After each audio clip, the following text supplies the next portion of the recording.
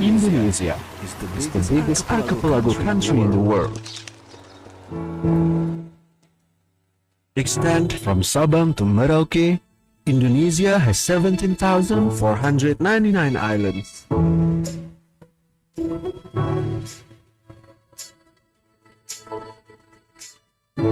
West Nusa Tenggara Province, or Nusa Tenggara Barat, is one of the provinces located in the archipelago of Nusa Tenggara, has two large islands, Lombok Island and Sumbawa Island.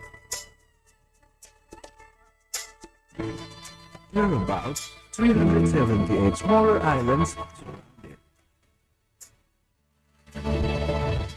The presence of many beautiful gillies, shore and coral reefs with very high economic and tourism potential in West Nusa Tenggara, including Mandalika, which has been declared as a special economic zone by the government. Based on an archipelagic background in West Nusa Tenggara Province, the Faculty of Medicine, University of Mataram, has medical school in West Nusa Tenggara, raised the theme of archipelago medicine as local and unique content in the educational curriculum that was integrated into research and community service activities.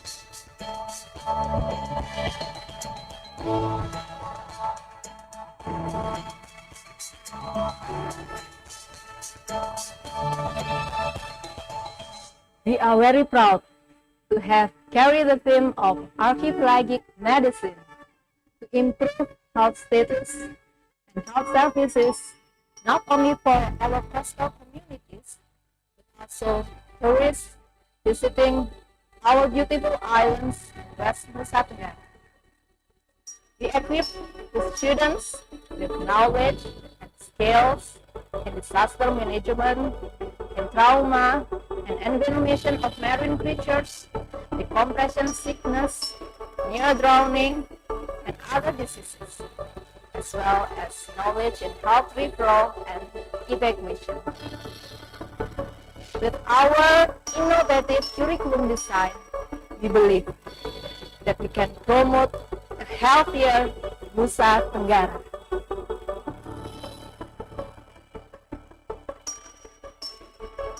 To strengthen education, research, and community service programs, we have collaborated with government and private institutions, namely Basarnas, or the National Search and Rescue Agency of West Nusa Tenggara,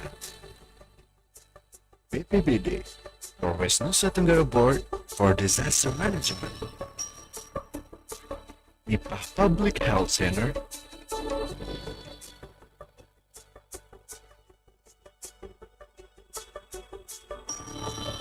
Hyperbaric Therapy Center of Regional General Hospital Mataram,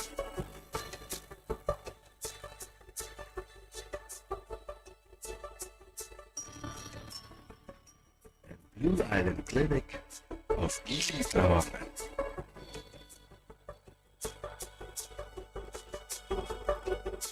In order to implement our vision focusing in developing medical science and technology and excellence in archipelago medicine, we developed a graduate profile philosophy Pulau as the abbreviation of professional, universal, leadership, adaptive, and unggul or excellent in archipelago medicine.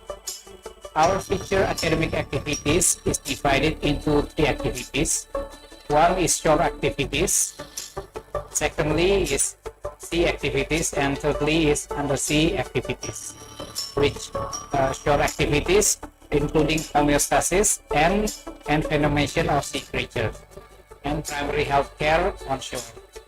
And sea activities include boat rescue, disaster management, trauma offshore, and envenomation of sea creatures. And thirdly, undersea activities including decompression sickness and other related diving injury.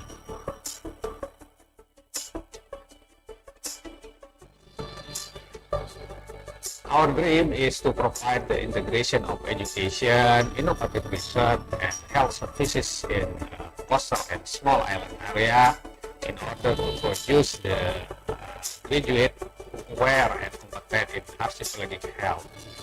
Now we have several collaboration with several countries and universities in Pacific, and we are open to extend our collaboration with inside and outside the countries to increase the health status of the people in West Nusa Tenggara in particular and Indonesia in general.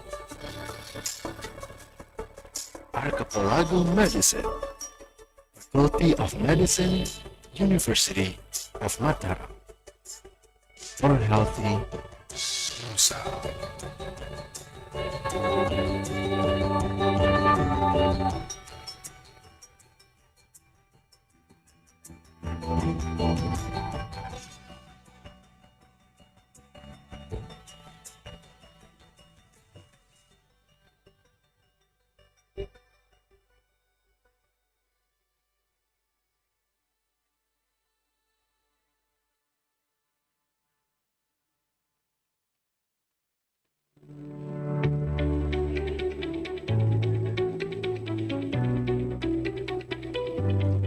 Di tengah perkembangan global yang semakin pesat, Indonesia, khususnya di kawasan Nusa Tenggara Barat atau NTB, menghadapi tantangan serius dalam aspek keamanan kesehatan atau global health security. Berbagai faktor mulai dari resistensi antimikroba, risiko terjadinya pandemi, hingga munculnya patogen baru, semakin memperlihatkan kerentanan sistem kesehatan masyarakat di wilayah ini. Fenomena ini tidak hanya mengancam keselamatan penduduk NTB sebagai wilayah perbatasan dan wilayah penting, tetapi juga berpotensi berdampak pada kawasan lain, mengingat tingginya arus perjalanan antar wilayah di Indonesia. Selain itu, Indonesia adalah negara kepulauan yang terhubung melalui jalur transportasi darat, laut, dan udara yang ramai, memungkinkan penyebaran patogen dengan cepat, terutama ketika terjadi wabah. Risiko pandemi menjadi semakin nyata ketika mobilitas penduduk yang tinggi dan sistem kesehatan yang belum sepenuhnya siap bersatu dalam satu lingkaran risiko. Ketika patogen menyebar dengan cepat tanpa sistem deteksi yang tangguh, wabah dapat berkembang dari lokal menjadi krisis regional bahkan global. Untuk mengatasi berbagai tantangan ini, diperlukan upaya terpadu dari semua pihak. Indonesia perlu memperkuat kapasitas dalam mendeteksi, mencegah, dan merespon ancaman kesehatan. Hal ini dapat diwujudkan melalui peningkatan riset, peningkatan kapasitas sistem kesehatan, regulasi ketat, dan juga kerjasama aktif dengan berbagai organisasi nasional dan internasional. Maka dari itu, hadirlah program studi Magister Kesehatan Masyarakat Fakultas Kedokteran dan Ilmu Kesehatan Universitas Mataram sebagai upaya untuk menjawab tantangan terhadap global health security.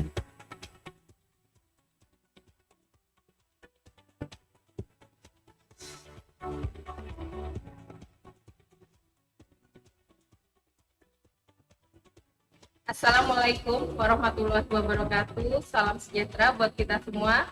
Selamat datang di jurusan Ilmu Kesehatan Fakultas Kedokteran dan Ilmu Kesehatan Universitas Mataram. Perkenalkan, saya Dr. Apoteker Adriana Rusmadina Hidayati, Sarjana Farmasi, Magister Farmasi, selaku Ketua Jurusan Ilmu Kesehatan. Jurusan Ilmu Kesehatan merupakan institusi pendidikan yang menawarkan berbagai program studi di berbagai level. Salah satunya adalah program Magister Kesehatan Masyarakat yang baru didirikan pada tahun 2024. Program studi Magister Kesehatan Masyarakat menawarkan pembelajaran selama 4 semester kepada semua bidang ilmu.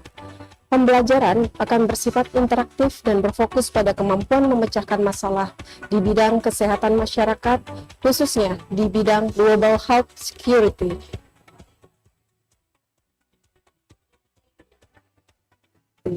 Di mana mahasiswa akan mempelajari strategi penguatan sistem kesehatan, surveillance, dan epidemiologi.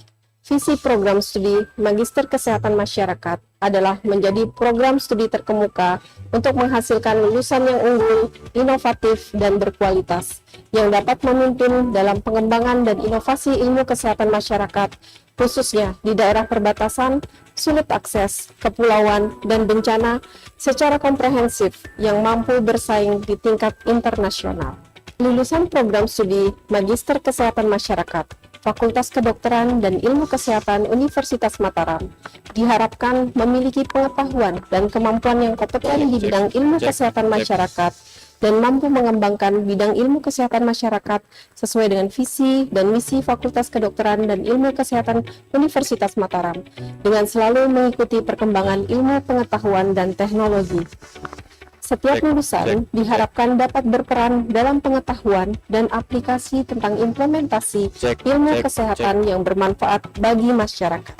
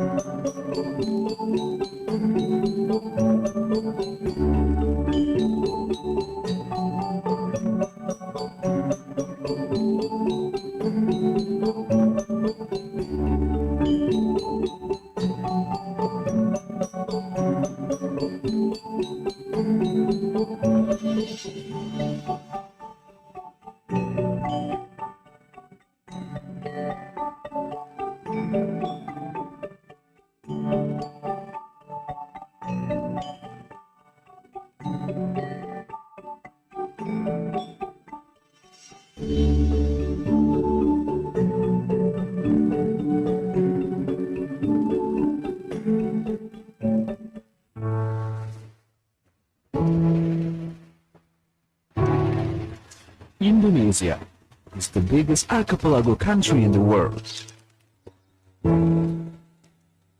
Extend from Sabang to Merauke, Indonesia has 17,499 islands.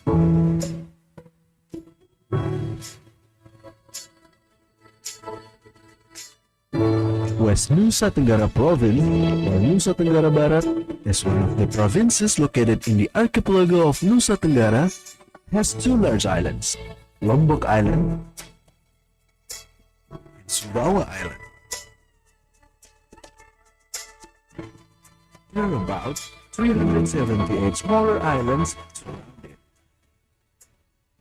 The presence of many beautiful gillies, shore and coral reefs with very high economic and tourism potential in West Nusa Tenggara, including Mandalika, which has been declared a special economic zone by the government.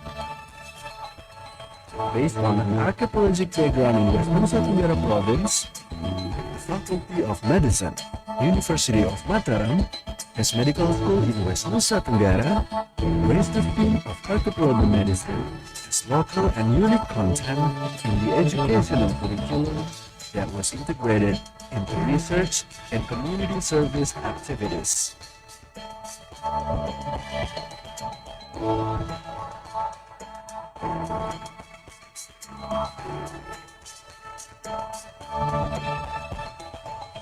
We are very proud to have carried the theme of archipelagic medicine to improve health status and health services not only for our coastal communities, but also tourists visiting our beautiful islands, West Nusa Tenggara.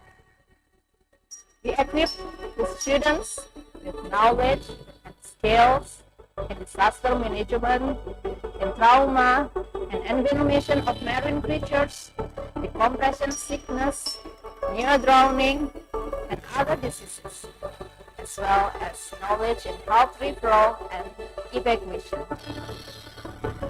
With our innovative curriculum design, we believe that we can promote a healthier Nusa Tenggara.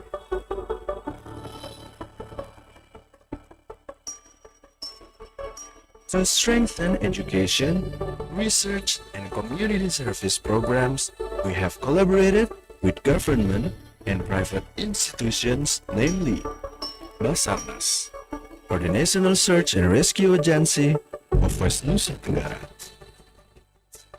BPBD, or West Nusa Tenggara Board for Disaster Management, Nipah Public Health Center,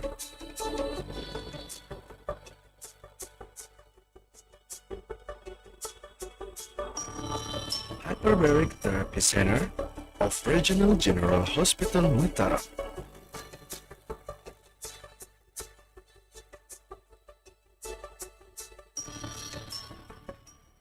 Blue Island Clinic of Gili Trawangan.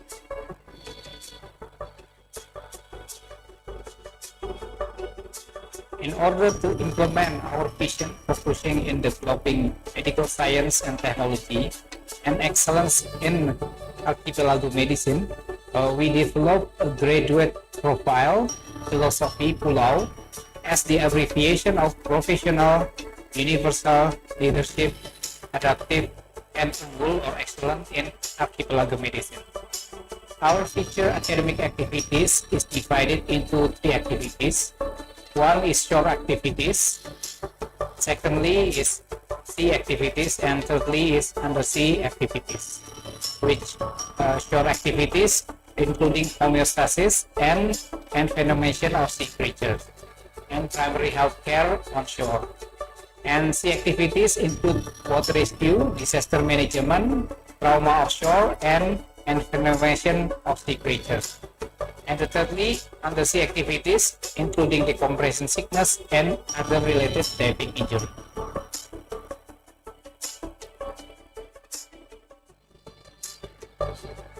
Our dream is to provide the integration of education, innovative research, and health services in coastal and small island area in order to produce the graduate aware and competent in archipelagic health. Now we have several collaboration with several countries and universities in Pacific, and we are open to extended our collaboration with inside and outside the countries to increase the health status of the people in West Nusa Tenggara in particular and Indonesia in general. Archipelago Medicine, Faculty of Medicine, University of Mataram, for healthy Nusa.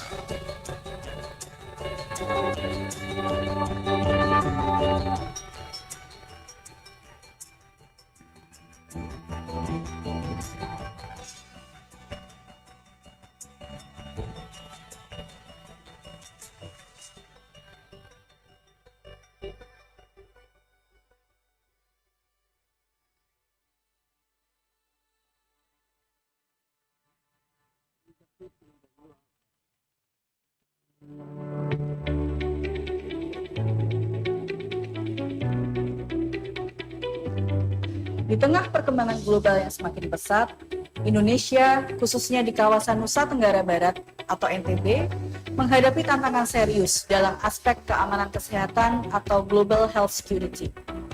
Berbagai faktor mulai dari resistensi antimikroba, risiko terjadinya pandemi, hingga munculnya patogen baru, semakin memperlihatkan kerentanan sistem kesehatan masyarakat di wilayah ini.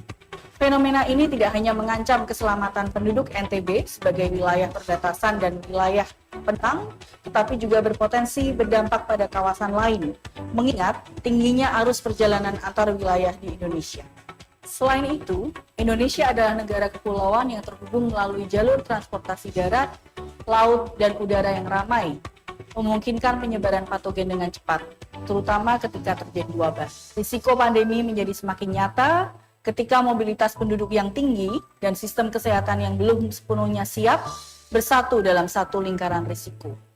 Ketika patogen menyebar dengan cepat tanpa sistem deteksi yang tangguh, wabah dapat berkembang dari lokal menjadi krisis regional bahkan global. Untuk mengatasi berbagai tantangan ini, diperlukan upaya terpadu dari semua pihak. Indonesia perlu memperkuat kapasitas dalam mendeteksi, mencegah, dan merespon ancaman kesehatan. Hal ini dapat diwujudkan melalui peningkatan riset, peningkatan kapasitas sistem kesehatan, regulasi ketat, dan juga kerjasama aktif dengan berbagai organisasi nasional dan internasional. Maka dari itu, hadirlah program studi Magister Kesehatan Masyarakat Fakultas Kedokteran dan Ilmu Kesehatan Universitas Mataram sebagai upaya untuk menjawab tantangan terhadap global health security.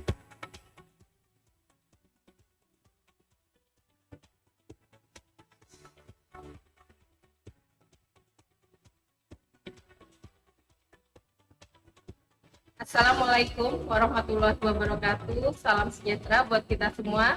Selamat datang di jurusan Ilmu Kesehatan Fakultas Kedokteran dan Ilmu Kesehatan Universitas Mataram.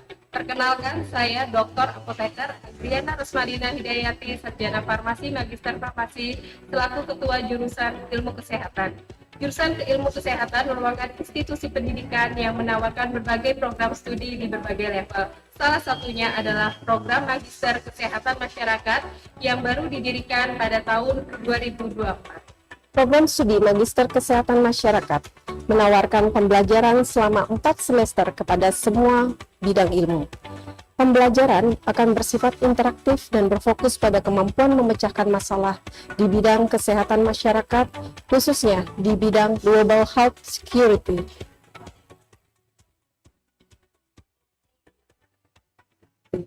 Di mana mahasiswa akan mempelajari strategi penguatan sistem kesehatan, surveillance, dan epidemiologi.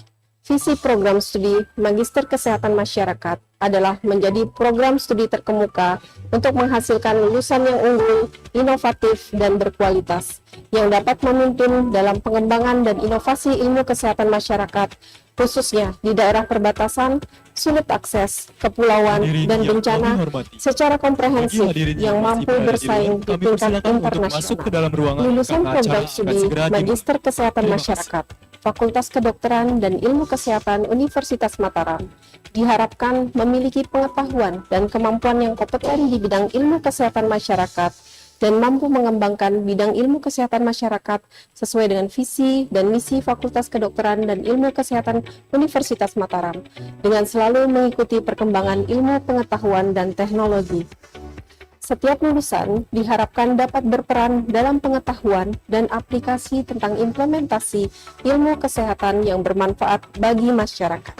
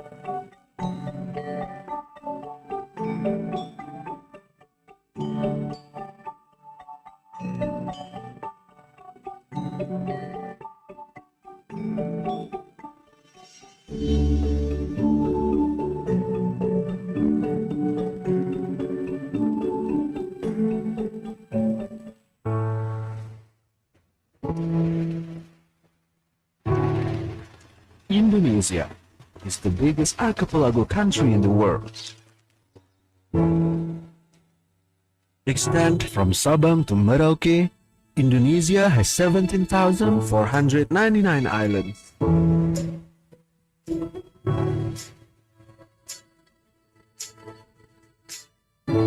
West Nusa Tenggara Province, or Nusa Tenggara Barat, is one of the provinces located in the archipelago of Nusa Tenggara, has two large islands, Lombok Island and Sumbawa Island. There are about 378 smaller islands surrounded. The presence of many beautiful gillies, shore and coral reefs with very high economic and tourism potential in West Nusa Tenggara, including Mandalika, which has been declared as a special economic zone by the government. Based on an archaeologic background in West Nusa Tenggara Province, the Faculty of Medicine, University of Mataram, has medical school in West Nusa Tenggara, raised the theme of archipelago medicine as local and unique content in the educational curriculum that was integrated into research and community service activities.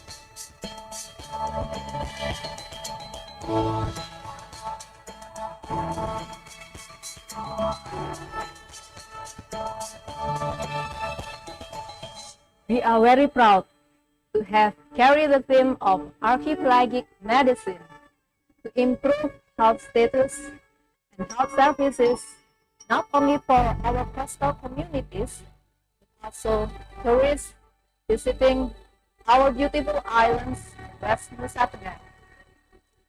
We equip the students with knowledge and skills in disaster management, in trauma and envenomation of marine creatures, decompression sickness, near drowning, and other diseases, as well as knowledge in health referral and evacuation. With our innovative curriculum design, we believe that we can promote a healthier Nusa Tenggara.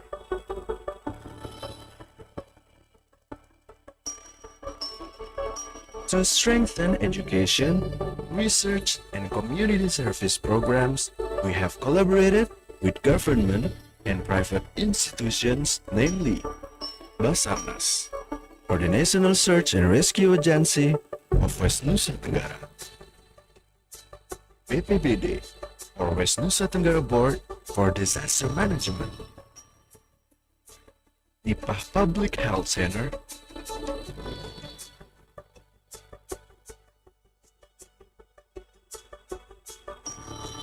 Hyperbaric Therapy Center of Regional General Hospital Mataram,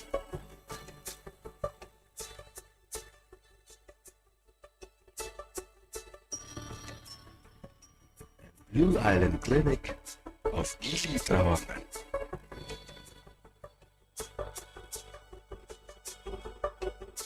In order to implement our vision focusing in developing medical science and technology and excellence in archipelago medicine, we developed a graduate profile philosophy Pulau as the abbreviation of professional, universal, leadership, adaptive, and unggul or excellent in archipelago medicine.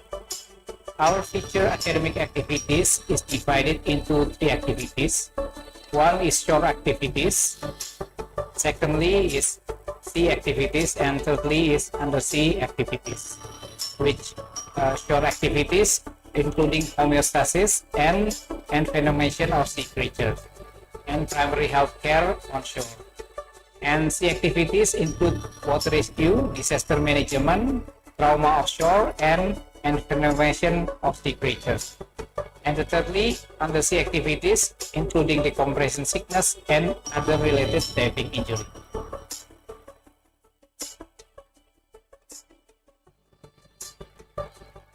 Our dream is to provide the integration of education, innovative research, and health services in coastal and small island area in order to produce the graduate who aware and competent in archipelagic health.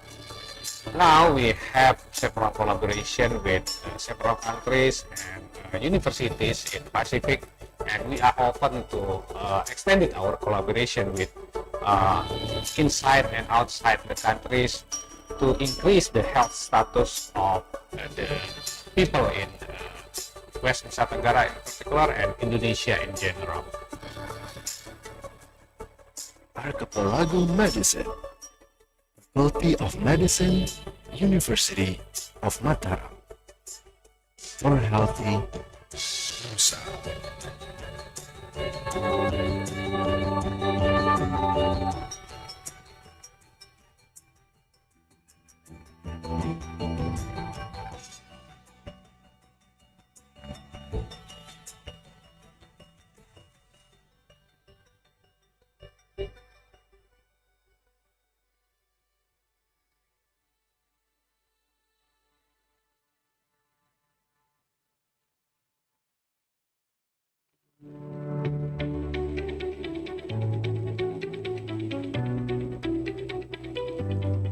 Di tengah perkembangan global yang semakin pesat, Indonesia, khususnya di kawasan Nusa Tenggara Barat atau NTB, menghadapi tantangan serius dalam aspek keamanan kesehatan atau global health security.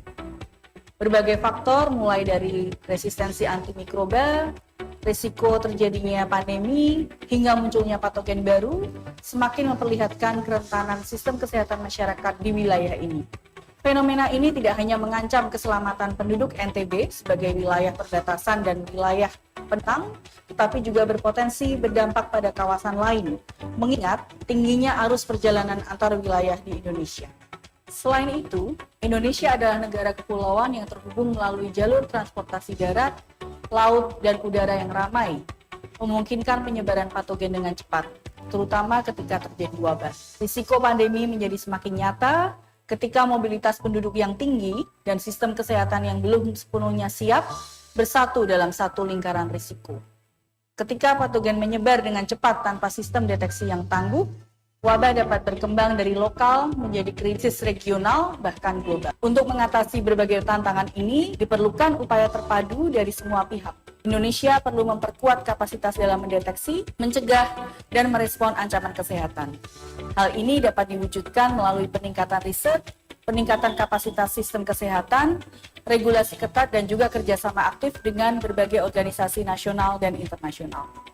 Maka dari itu, hadirlah program studi Magister Kesehatan Masyarakat Fakultas Kedokteran dan Ilmu Kesehatan Universitas Mataram sebagai upaya untuk menjawab tantangan terhadap global health security.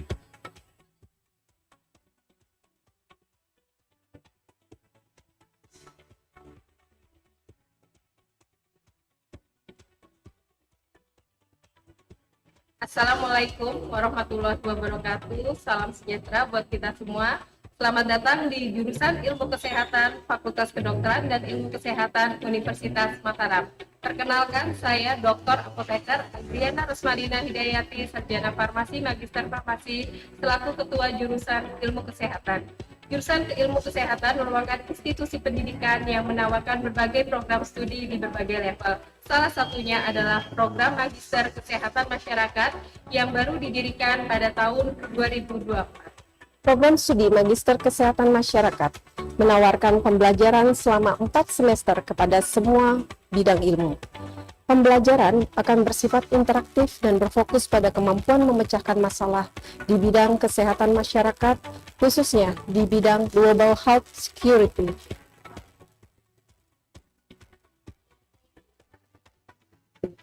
Di mana mahasiswa akan mempelajari strategi penguatan sistem kesehatan, surveillance, dan epidemiologi.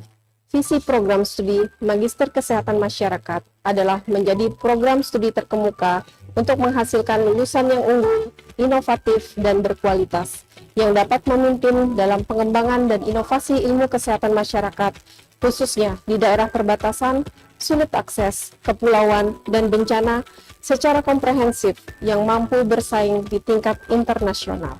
Lulusan program studi Magister Kesehatan Masyarakat, Fakultas Kedokteran dan Ilmu Kesehatan Universitas Mataram diharapkan memiliki pengetahuan dan kemampuan yang kompeten di bidang ilmu kesehatan masyarakat dan mampu mengembangkan bidang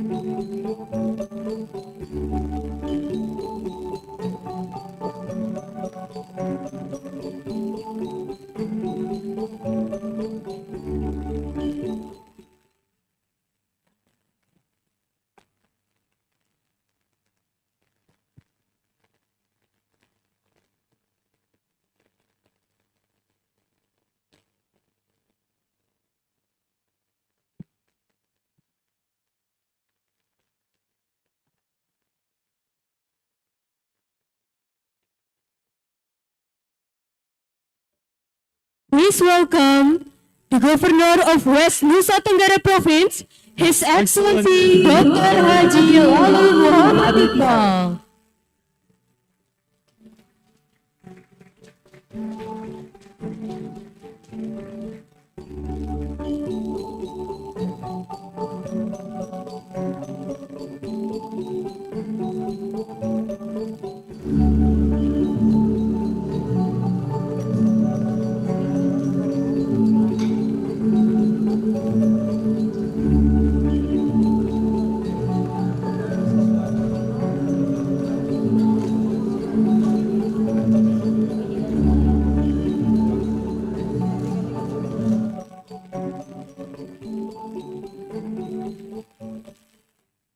Bapak Ibu yang terhormat, selamat datang di Golden Palace Hotel Lombok. Kami, pihak manajemen Golden Palace Hotel Lombok, akan menyampaikan panduan keamanan dan keselamatan atau safety briefing. Sebagai informasi, Golden Palace Hotel Lombok terdiri dari 13 lantai. Saat ini kita berada di Garuda Ballroom lantai 3. Atap ballroom ini didesain dengan memakai atap baja ringan, yang sangat aman bila terjadi gempa. Konstruksi rangka atap memakai sistem kuda-kuda rangka batang baja siku yang bisa bergoyang saat terjadi gempa, jadi sangat aman. Ruangan ini memiliki 6 pintu keluar, 2 di kiri panggung, 3 di kanan panggung, dan 1 di belakang Anda.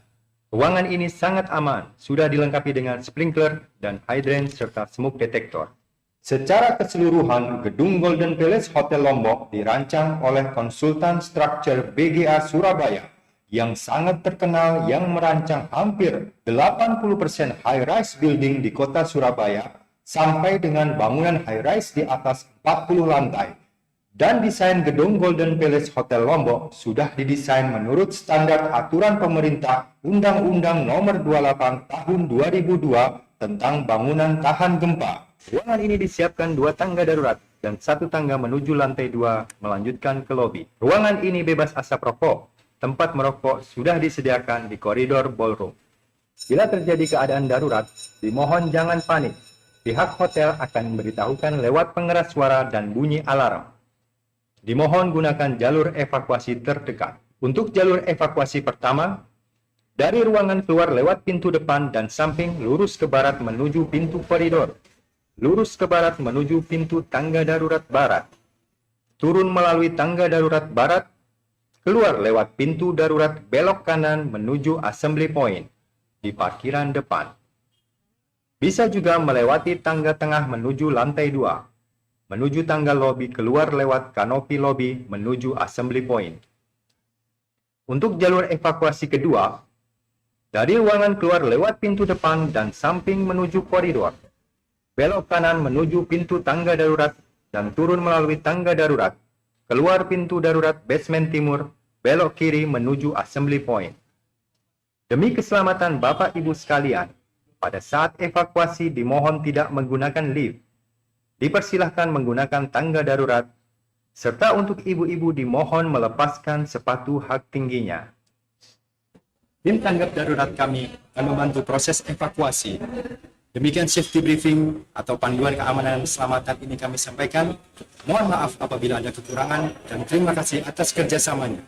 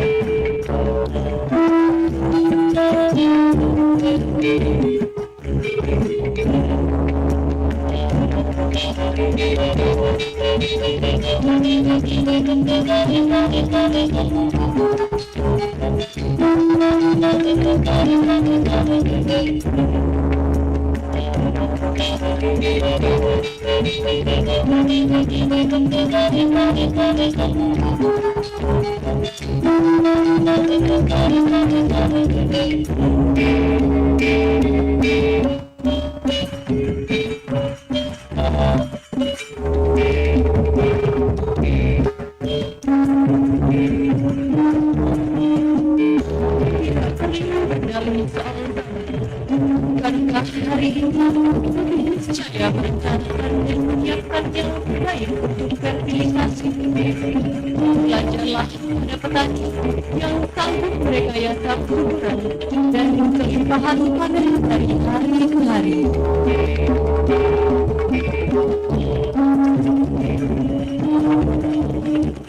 Sungguh pun tidak mungkin dinafikan bahwa bencana itu selalu ada, tapi peradaban manusia selalu sanggup meneruskan arus terbaliknya puing-puing kehancuran. Bahwa kesuburan dan fertilisasi adalah pesan sangat yang tidak disembunyikan. Sebab Tuhan membongkar manusia kepada Adam dan menunjukkan kesuburan sekolah dengan lahir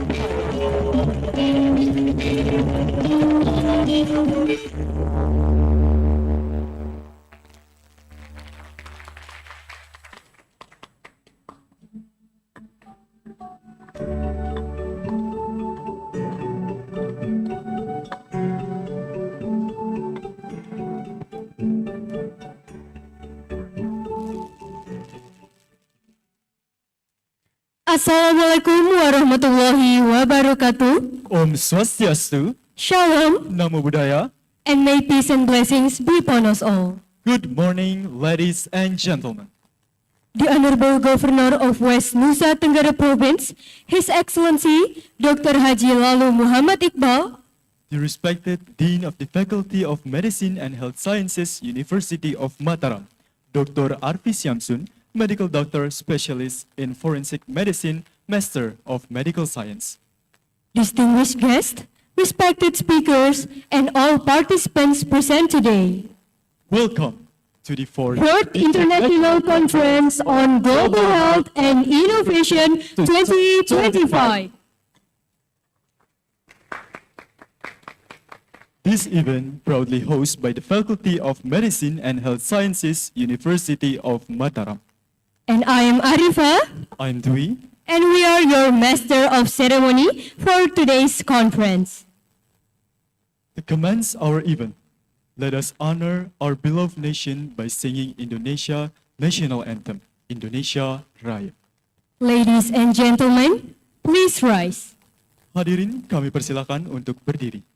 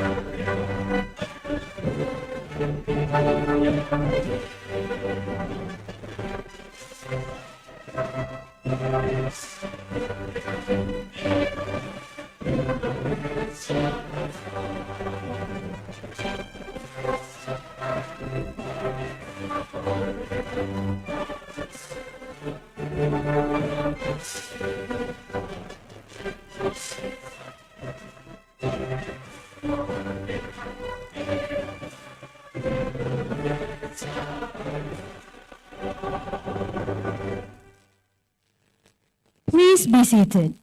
Hadirin dipersilakan untuk duduk kembali. Now, we would like to invite the chairperson of the 4th International Conference on Global Health and Innovation 2025 to deliver the welcoming remarks. Please welcome Dr. Mutia Chendradewi, Master of Public Health and Tropical Medicine, PhD.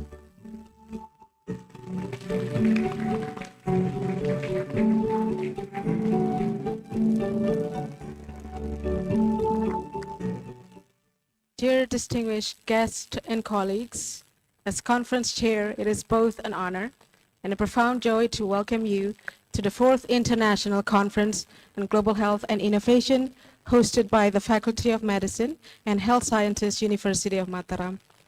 Since its inception, every edition of this conference has been held here in Lombok at the heart of Indonesia. And this is of no coincidence. As the world's largest archipelago, Indonesia provides a vital setting to bridge global health frameworks and local realities. In addition, Lombok reflects the paradoxes of island health, persistent gaps in access to care, the dual burden of communicable and non-communicable diseases, and the acute vulnerabilities to climate change and disasters. At the same time, Lombok is also a living laboratory of resilience where communities innovate, adapt, and survive in ways that demand recognition and translation into global practice. The conference is also designed to remain accessible, creating space for early career researchers, lecturers, students, and practitioners in resource-limited setting to showcase their research and grassroots solution. It is an acknowledgement that knowledge, creativity, and leadership are not confined only to high resource settings, but also emerge powerfully from places like Lombok.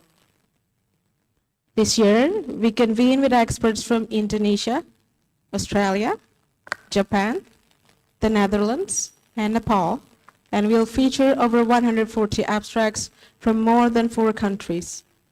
This breadth of participation underscores the conference role as a vibrant platform where diverse perspectives meet, challenge, and enrich each other.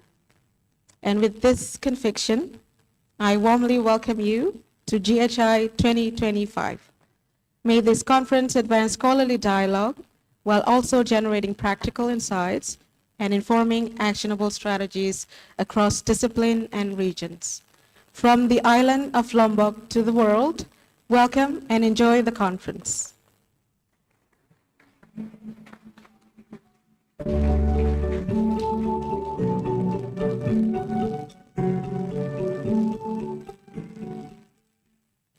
Thank you very much, Dr. Mutia, for your inspiring message. Now, we would like to invite the Dean of the Faculty of Medicine and Health Sciences, University of Mataram, to deliver the welcoming address on behalf of the Rector of University of Mataram, Professor Engineer Bambang Hari Kusumo, Master of Agricultural Studies, PhD. Please welcome Dr. Arfi Syamsun, Medical Doctor Specialist in Forensic Medicine, Medical Master of Medical Science.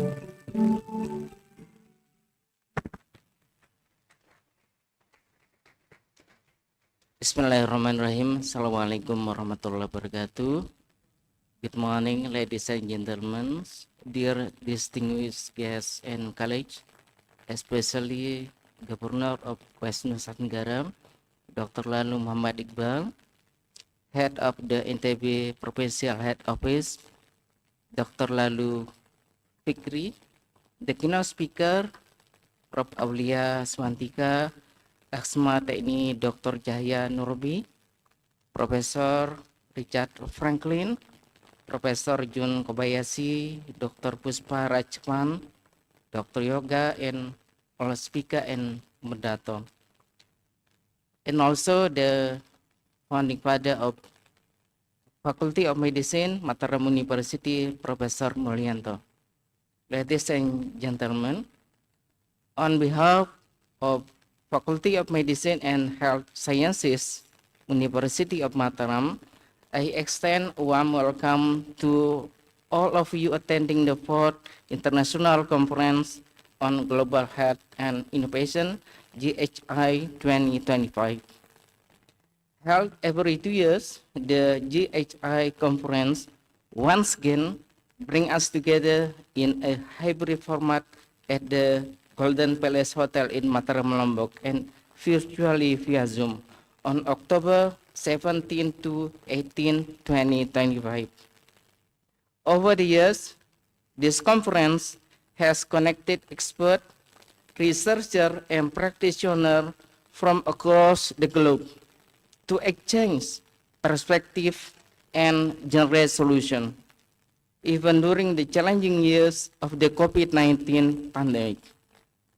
Now, in 2025, our challenges remain formidable, yet so to do our opportunities to create lasting and meaningful impact.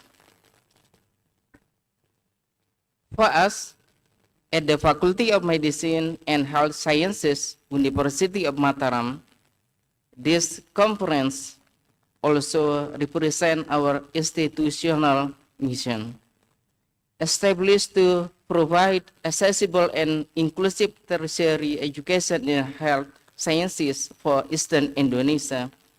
Our faculty is deeply committed to preparing professionals who can respond to the unique health challenges of our region, from persistent communicable diseases such as tuberculosis, leprosy, and malaria, to maternal and child health, nutrition, and the growing threat of climate change and non-communicable diseases.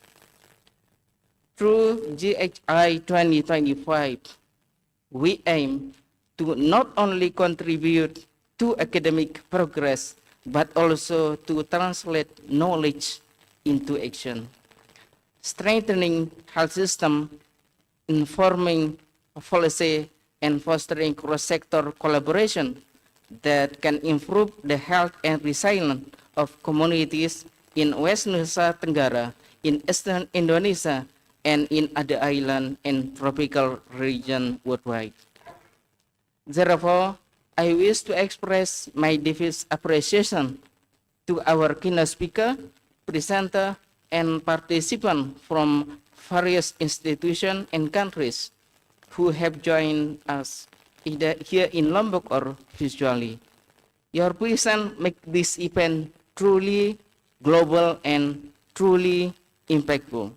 Thank you and welcome again to GHI 2025. Assalamualaikum warahmatullahi wabarakatuh.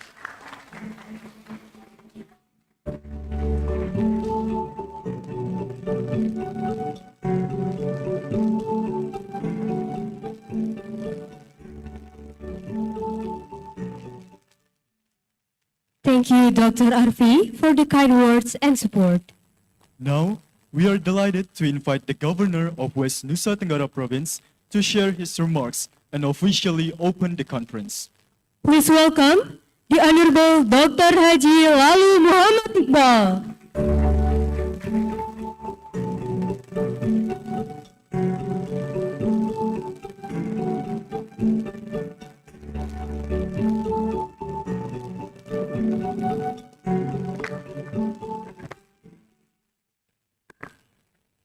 Bismillahirrahmanirrahim. Assalamualaikum warahmatullahi wabarakatuh.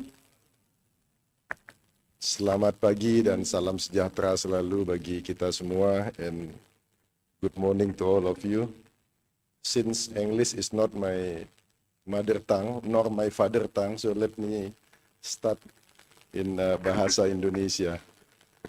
Bapak Ibu sekalian yang saya hormati, para guru besar yang hadir, Pak Dekan, Pak Kadis, dan penyelenggara yang hadir pada kesempatan ini, saya pertama-tama menyampaikan ucapan puji syukur kehadirat Allah Subhanahu wa Ta'ala bahwa kita bisa menyelenggarakan kegiatan ini. Dan sebagaimana halnya yang saya sampaikan kepada panitia di awal-awal pertemuan pada saat audiensi, saya sampaikan bahwa seminar semacam ini memang memiliki arti penting karena saya selalu baca tentang bagaimana proses mutasi virus, mutasi bakteria yang semakin kompleks, semakin canggih dari waktu ke waktu. Karena itu tidak ada alasan lain, tidak ada pilihan lain bagi kita semua untuk keep innovating gitu, selalu berinovasi. Karena itu konferensi yang memberikan encouragement untuk melakukan inovasi semacam ini selalu kami sambut dengan positif, khususnya karena ini diselenggarakan di NTB,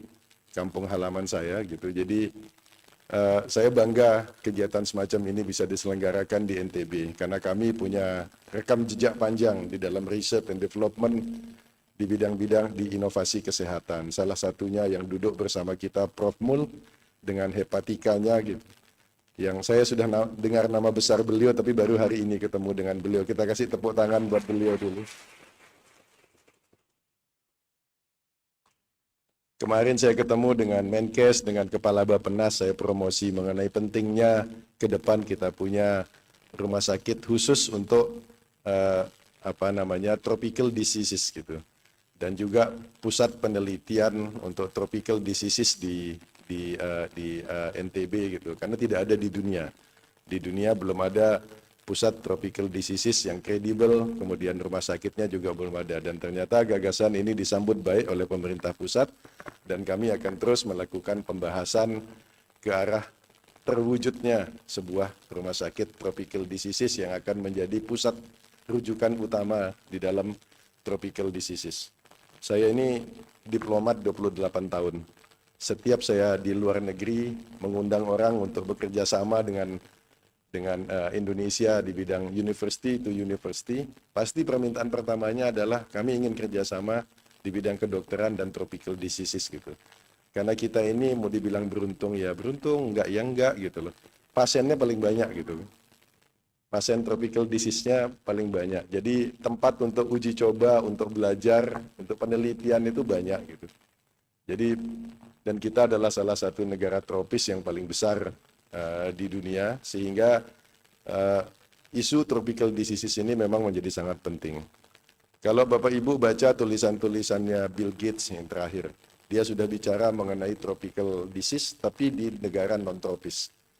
Jadi kepentingan kita untuk mempelajari dan mendalami mengenai masalah inovasi di bidang tropical disease ini menjadi sangat penting ke depan. Sekali lagi saya berharap mudah-mudahan di dalam seminar ini nanti kita bisa terus mendorong riset and development, inovasi di bidang kesehatan, baik kesehatan yang terkait dengan tropical disease maupun non-tropical diseases. Let me take this opportunity also to welcome my foreign guests from several countries who are participating in this event. The organizer says that they are expecting that you are enjoying this conference. But apart from enjoying this conference, I'm also expecting that you are enjoying the island. Because you are blessed because you are now in the island in one of the paradise in the country. So let me promote my island. Have you heard about the Big Bang? Okay, the Big Bang is explained by Professor Stephen Hawking in the History of Universe. So the explosion during the Big Bang was so powerful at that time that the paradise broke off and the fragment fell down onto the earth. And this fragment later became an island, and the island called Lombok. So this is a so I hope you can enjoy your stay in Lombok. I just explained to my colleague around the room that every single day viruses and bacteria are mutating. They become more powerful, more complex every day. So for us to fight against them, there is no other choice but to innovate from time to time. For this reason that I welcome the initiative to organize this kind of event. So I hope that everybody will enjoy discussion collaboration and sharing of experience, sharing of best practices, and sharing of thought during this particular event. Once again, thank you very much. Assalamualaikum warahmatullahi wabarakatuh. With great respect, we request the Honorable Governor of West Nusa Tenggara to remain on the stage. And we would like to kindly invite to the stage the head of the Provincial Health Office of West Nusa Tenggara, Professor Aulia, Professor Mulyanto, the Dean of the Faculty and the Chair of the conference.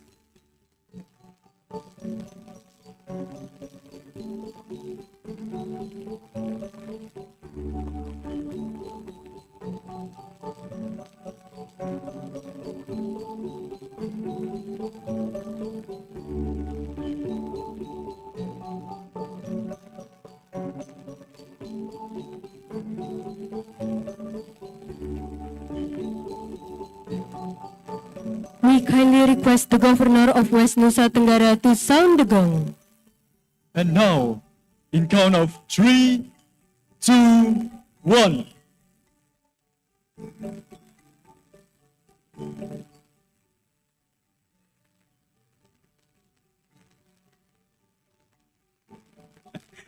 In count of 3, 2, 1.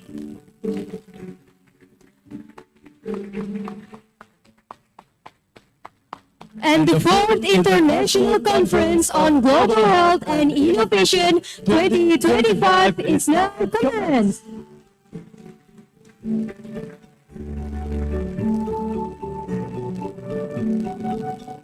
The photo session will be held twice.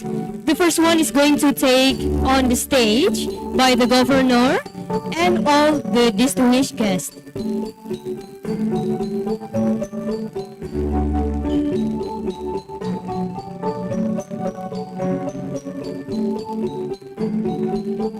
We would also like the Governor and the distinguished guests to come to the center of the room for another group photo session with the remaining participants. Hadirin, kami persilakan untuk berdiri untuk dokumentasi bersama.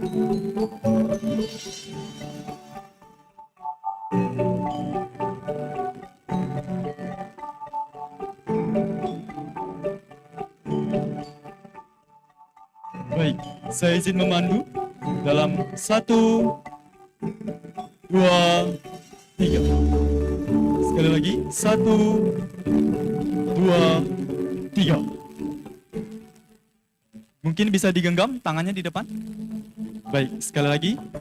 1, 2, 3. Baik, terima kasih kepada hadirin. Kami persilakan untuk duduk kembali. Thank you once again, the Honorable Governor, Professor, Dean, and the Chairman.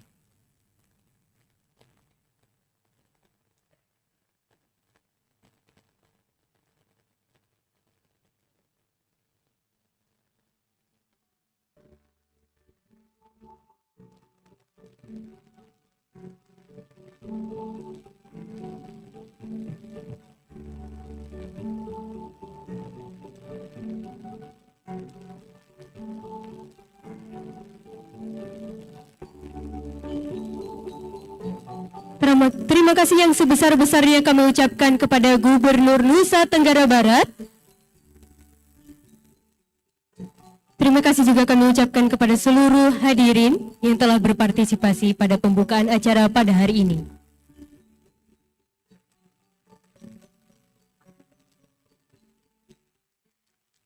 Now, we will begin our first keynote speech titled Health Technology Assessment as a Pillar of Evidence-Based Policy in Low and Middle Income Countries. This session will be delivered by Professor Pharmacist Aulia Aswantika, PhD, a pharmacist and professor of pharmacoeconomy at the Faculty of Pharmacy, Universitas Pajajaran. Currently, he is the chairman of the Indonesian Health Technology Assessment of the Ministry of Health. He contributes to evidence-based policymaking that strengthens health systems resilience and preparedness. Please welcome Professor Aulia Sulantika.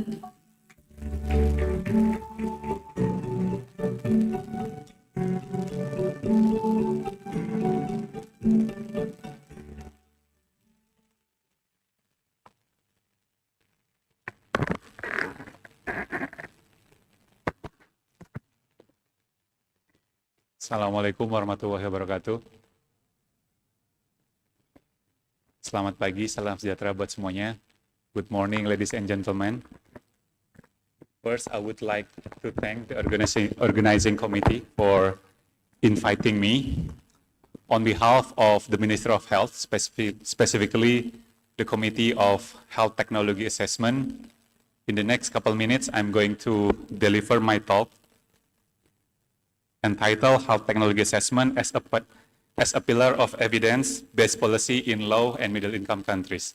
So I'm going to show you how the importance of HTA in the country in helping Ministry of Health to adopt many new health technologies.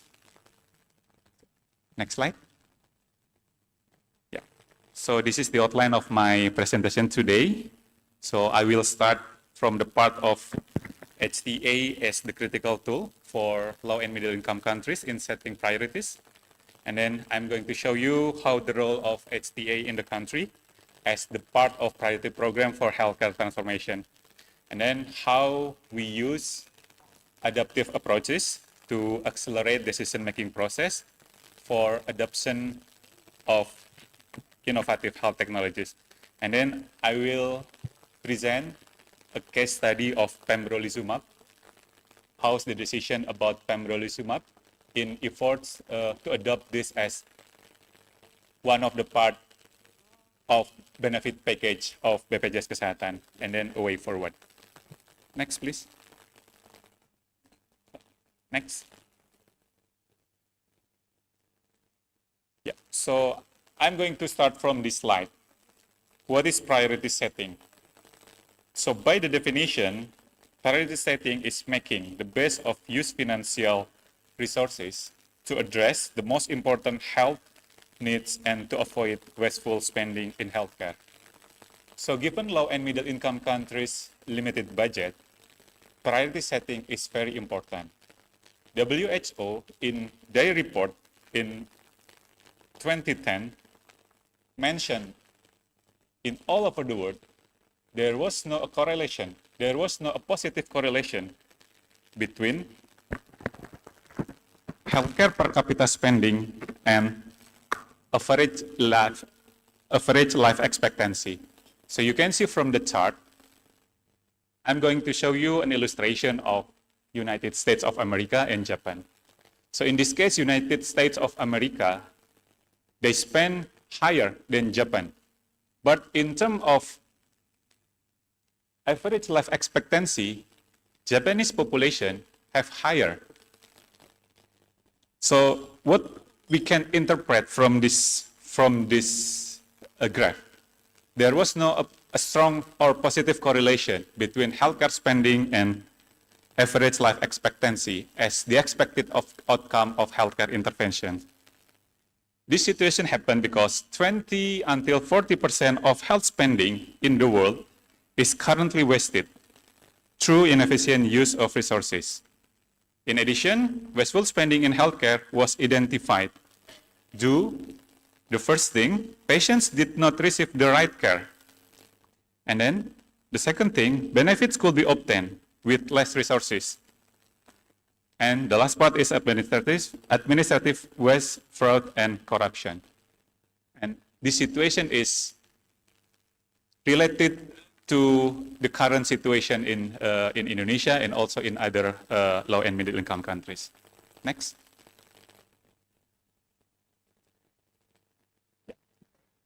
For low and middle income countries, priority setting is very important, specifically when we are talking about efforts to achieve universal health coverage.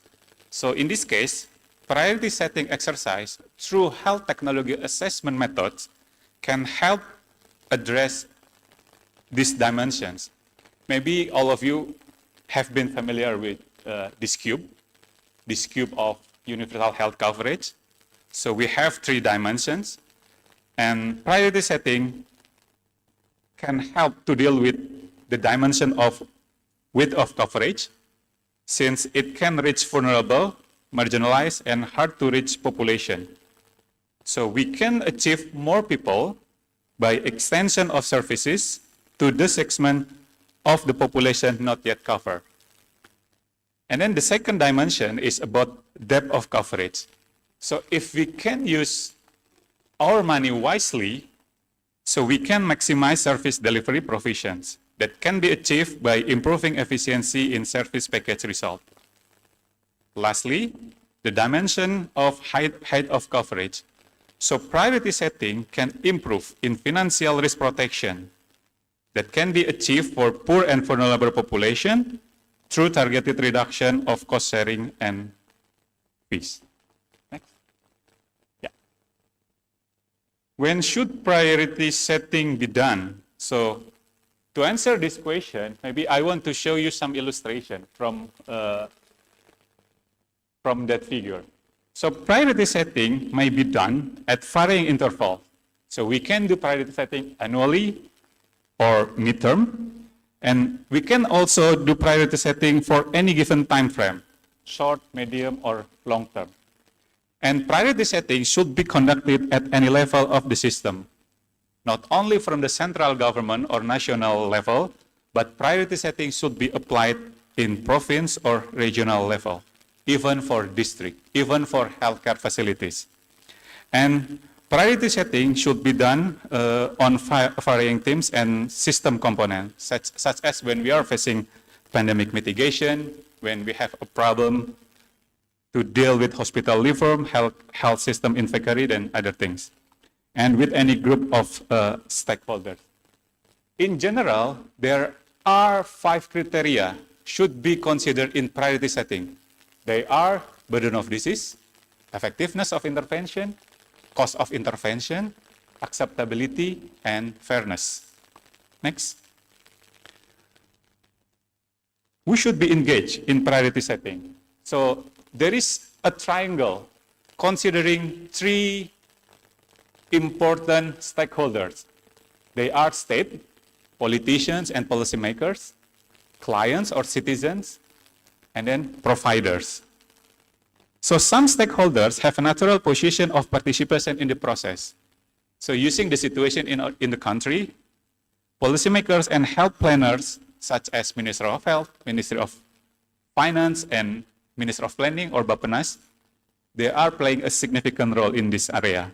And then health authorities and the central levels, health professionals and community representatives, and or group of patients. Next. Health technology assessment can assist priority setting. So by the definition, health technology assessment is a systematic, multidisciplinary process to evaluate the consequences of health technologies to inform policy and practice. So if we are talking about priority setting, HTA is expected to decide which interventions to adopt or fund by weighing their health, economic, and social effects against limited resources. So maybe you can see the illustration. Let's say we are facing 2 choices, choice A and choice B. So let's say choice A is the current medicine that we use, and then choice B is the innovative medicine, expecting to be included in the benefit package. So both choice A and choice B, they have several parameters related to efficacy and effectiveness, value for money, social, legal, and ethical consideration, and equity and budget impact. So the decision maker, in this case, Minister of Health, he has to make decision whether to adopt the innovative medicine or not. So this process aims to improve efficiency, equity, and financial sustainability in a healthcare system. Next slide, please. Yeah. Next. In 2021, the Ministry of Health launched healthcare transformation in the country. So its vision is in line with President's vision to develop a healthy, productive, independent, and equitable society. This transformation also has several missions, such as to improve maternal, child, family planning, and reproductivity health, to accelerate the improvement of community nutrition, to improve disease control, to enhance healthy living community movement, and to strengthen health system and drug and food control. So to achieve these missions, Ministry of Health launched 6 pillars of transformation: primary care, referral service, health security system, health financing system, human resources, and health technology. For the 4th pillar of health financing system, health technology assessment is being a priority program. Next. Yeah. You already may know that we have implemented national health insurance since 2014. The operator is BPJS Kesehatan. And then the number of participants and the cost of program services tend to increase annually. So this is not too updated data because now the coverage of our BPJS Kesehatan is already 98%. So within a decade, national health insurance coverage reached up to 96%, making our social insurance as the biggest social insurance in the world with the biggest coverage because more than 268 population.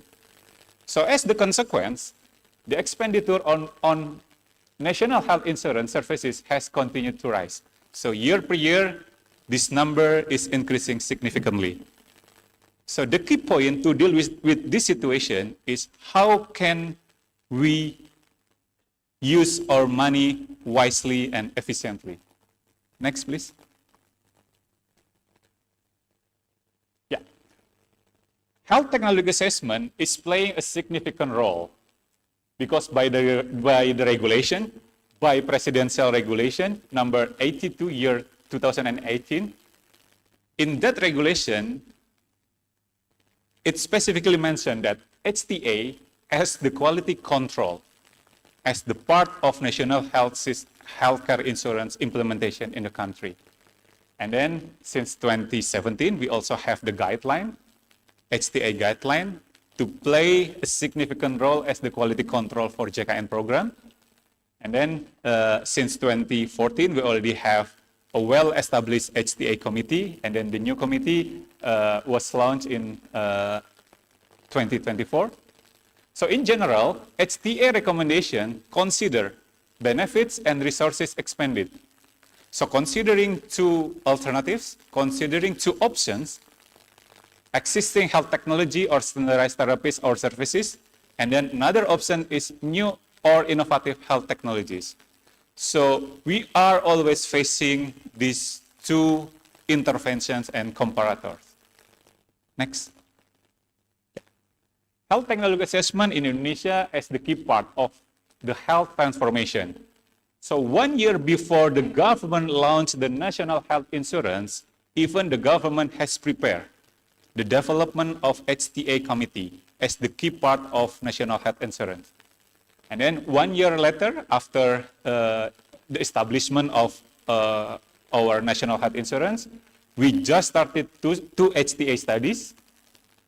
The first one is comparing HD versus CAPD for patients with terminal renal failure. And also, we had a study about sildenafil for patients with pulmonary arterial hypertension. And then, since the Ministry of Health launched health transformation in 2021, they made HTA as a priority program. And then since that year, the HTA committee internally started to develop or to reform or to improve the role of HTA in decision-making process for the Minister of Health. Yeah. And then at the end, in 2024, our Minister of Health launched the new HTA business process. Yeah. Next. Yeah. So this is the general idea about a new HTA business process in Indonesia. launched by the Minister of Health in 2024. So if you see from this slide, currently in the committee we have two subcommittees. The first subcommittee is drugs subcommittee, and then the second subcommittee is non-drug, or we call this subcommittee as medical technology subcommittee. So if we reflect from this figure, currently all health technologies to be implemented in Indonesia, the Minister of Health asked the HTA committee to do evaluation specifically. So for your information, the HTA committee in the country is working directly for the Minister of Health to give him advices in adopting innovative health technologies in the country. So we have two mechanisms in terms of topic submission. Regular mechanism, so all stakeholders, healthcare professionals, healthcare facilities, academia, if they have any idea in terms of topic that can be considered to be health technology assessment study in the country, all of you are very welcome to submit that proposed topic. And then at the end, the HTA committee will decide whether your proposed topic can be considered as the HTA study or not. And then the second mechanism, we call it stakeholder-led submission. So for all stakeholders, if they had a complete HTA study, which they conducted independently, and they want to support the Ministry of Health in terms of efforts to adopt innovative health technologies, so you are very encouraged to submit that through stakeholder-led submission. And then the committee will do assessment. And then we are also utilizing the use of HTA study as the part of price negotiation. So we call the mechanism is value-based pricing.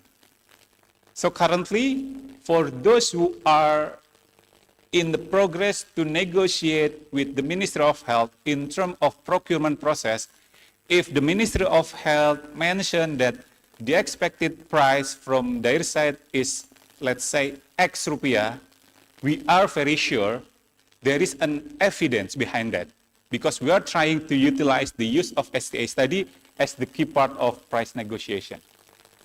And then at the end, we will make recommendation to Minister of Health, and then the Minister of Health will make a decision, and then we also conduct consolidation of decision, and then after the implementation, we still need to monitor and evaluate.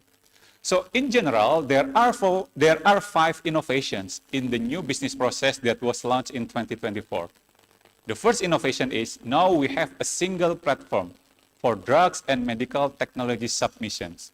So we have a platform of htaindonesia.id. So for health medical professionals, if you have any idea, if you want to contribute to submit the proposal, to submit the topic of innovative medicine that should be included in the benefit package, feel free to come to our platform, and then you can be the part of this new business process. And then the second innovation, we have stakeholder-led submission. So we encourage all stakeholders, if you already have the complete HTA study and want to help us, want to contribute us, you can submit your full HTA study. And then now we have rapid assessment method. And we also have value-based pricing as the part of price negotiation. And now we encourage patient involvement. Next slide. Yeah. So for your information, the method that we are using right now, we call this adaptive HTA method. So compared to the previous one, or we name it traditional HTA studies. So previously, the Minister of Health received many complaints from all stakeholders related to HTA studies. They said that HTA studies are time-consuming. And by the data, yes, that's true. So let's say traditional HTA is a policy-based research process which aims to improve the efficiency and equity of the healthcare system with the limited financial resources available in healthcare, specifically in low and middle income countries. But one of the limitations of traditional HTA studies are time-consuming because we use a comprehensive and systematic methods, but at the end, the process took very long. Next slide. Yeah. There were 14 HTA studies completed in period 2014 until 2019. And by the data, it took more than 2 years to finish one HTA study. So as the consequence of this time-consuming study, the patient also will receive consequences because they will have a significant delay in accessing innovative health technologies.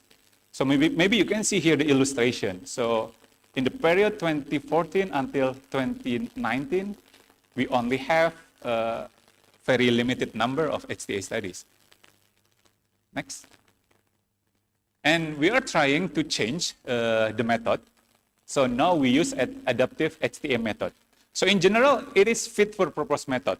And it has been in many countries, not only in high-income countries, even in many low and middle-income countries right now use this adaptive HTA to expedite evidence-based decision-making. So we learn from the experience of COVID-19 pandemic that the process can be expedited without ignoring the scientific part significantly. Next. Yeah. There is always trade-off when we try to change from one method to another method. So maybe you can see here the general trade-off between traditional versus adaptive. So traditional, the trade-offs are level of comprehensiveness and speed. So if we use traditional HTA, it should be more comprehensive, but the speed is very limited. When we change from traditional to adaptive, maybe it cannot be as comprehensive as the traditional one, but we will choose significant parts of HTA studies that are really useful for decision maker. And then for the speed, we can accelerate the process significantly. Next slide, please. Yeah. So this is the illustration. How is the impact of the implementation of adaptive HTA methods in the country? Yeah. So previously, in period of 2015 until 2019, we have very limited number of HTA studies. But since 2023, in only 2 years, we have 21 priority topics to be considered. And the benefit for the society, they will have more access to innovative medicines. Next.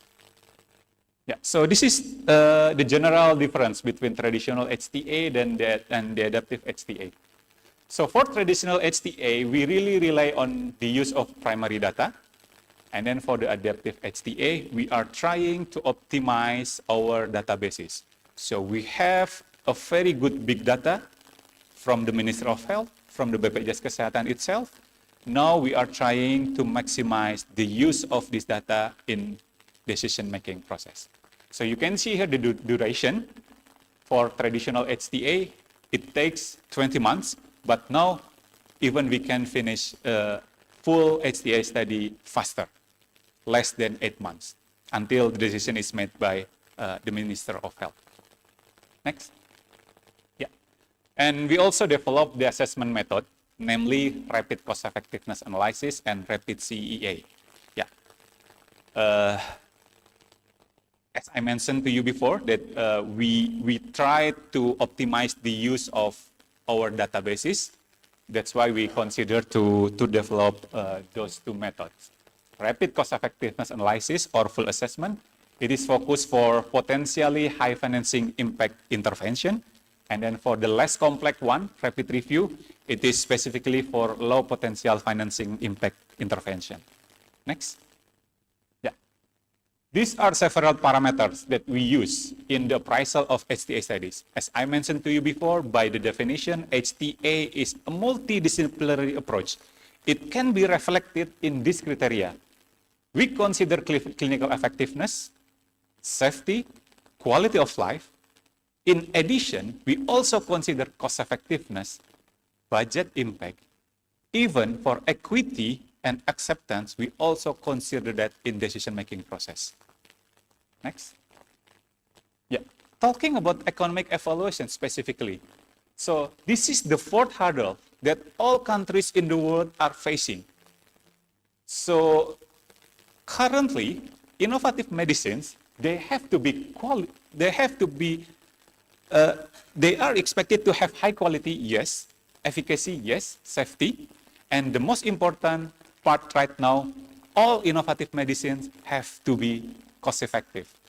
Maybe you can see an interesting picture in the right side. How's the illustration? There is a man. He already has hat and sunglasses, but when he's facing a bright sun, he still uses his hands. So use this picture as the reflections in our country. Given the country limited healthcare budget, the challenge is how we can use our budget efficiently. Next slide. Yeah, I will show you a case study of pembrolizumab as the part of decision-making process by using evidence as the key part. Next. Yeah. So yeah, you are already familiar with PICO. So this is the PICO.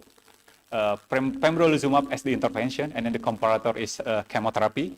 So population is patients with first-line metastatic non-small cell lung cancer with PD-L1 above 50% and non-mutation in the EGFR or LA genes.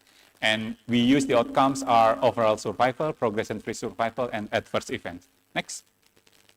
Yeah, so we collected data from several reports and study articles. So at that time, we can collect it from 3 HTA reports from UK, Ireland, and Canada. And we also got 2 peer-reviewed articles from Singapore and China setting. Next. Yeah, this is the result about the clinical effectiveness. So what we can conclude from the clinical effectiveness part, pembrolizumab showed greater clinical benefits compared to chemotherapy in terms of overall survival and progression-free survival. Next. Yeah, side effects related to treatment at all severity levels occur less frequently in the pembrolizumab group compared to the chemotherapy group. Next. In terms of quality-adjusted life years, according to cost-utility analysis from several countries, the administration of pembrolizumab provides a higher quality of life benefit compared to chemotherapy. Next. And how's the cost-effectiveness result from other countries? All concluded that pembrolizumab is not cost-effective. But in some countries like UK, Ireland, and Canada, at the end, they cover pembrolizumab after negotiation process. This is the important part that we learned from those 3 countries. So we use the HTA study not only to conclude whether a new medicine, an innovative medicine is cost-effective or not, but also we can use HTA study as the part of negotiation process. Next. And we just implemented value-based pricing. And then price benchmarking. Yeah. Surprisingly, the analysis showed that Indonesia pays 2.84 to 3.95 times more for pembrolizumab compared to countries with established HTA study. So even when we compare to peer-reviewed countries, Indonesia pay 13 times higher. So at that time, the situation is Indonesia pays higher than other countries for pembrolizumab. This indicates that pembrolizumab has a low potential to be cost-effective in Indonesia. Next. And we also expand the impact to the budget if we include pembrolizumab in our benefit package. So there will be a significant incremental or additional budget. So at the end, we recommend, based on the latest assessment from international HTA agencies, the use of pembrolizumab for metastatic and SCLC patient with PDL1 more than 50% and no EFGR or LK mutation is unlikely to be cost effective. That was the result at that time. But now we are trying to update this HTA study because there is a biosimilar product proposed by a local manufacturer in the country. Next. Yeah, way forward. Yeah. So in terms of new HTA business process in the country, we have 3 phases. The phase 1, we just passed this, preparation of regulation and infrastructure, and then now we are in the second phase, development of costing and utility databases, and optimization of Satu Sehat. So we are trying to optimize the use of our big data or databases by developing costing and utility databases. And then the third phase is continuous improvement of the new HTA business process. So what we can conclude, multi-stakeholder HTA collaboration is required to support sustainable healthcare transformation in the country. Thank you very much.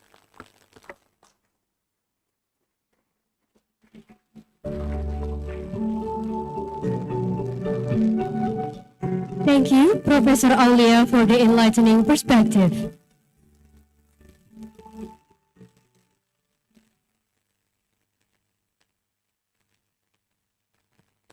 As a token of our appreciation, we would like to present Professor Aulia with this plaque in recognition of your invaluable support for GHI 2025.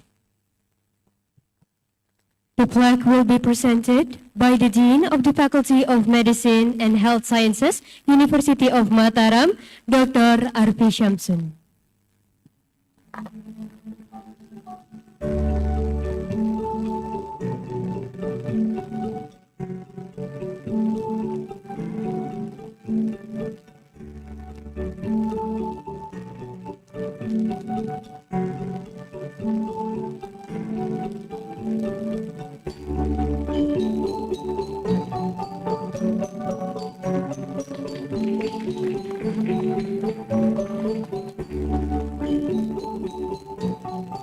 Thank you very much for Professor Aulia and Dr. Arfi Shamsun.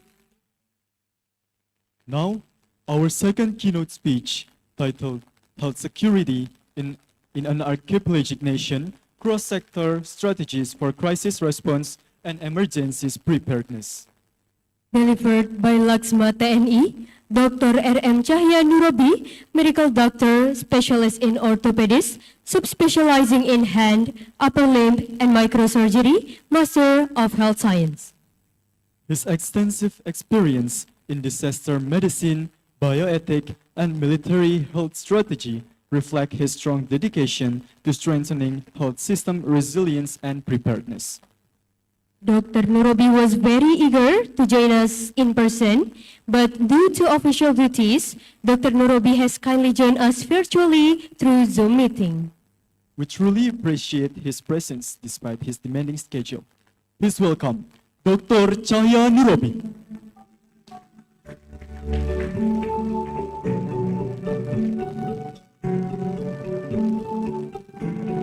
Thank you, MC. My voice is clear now?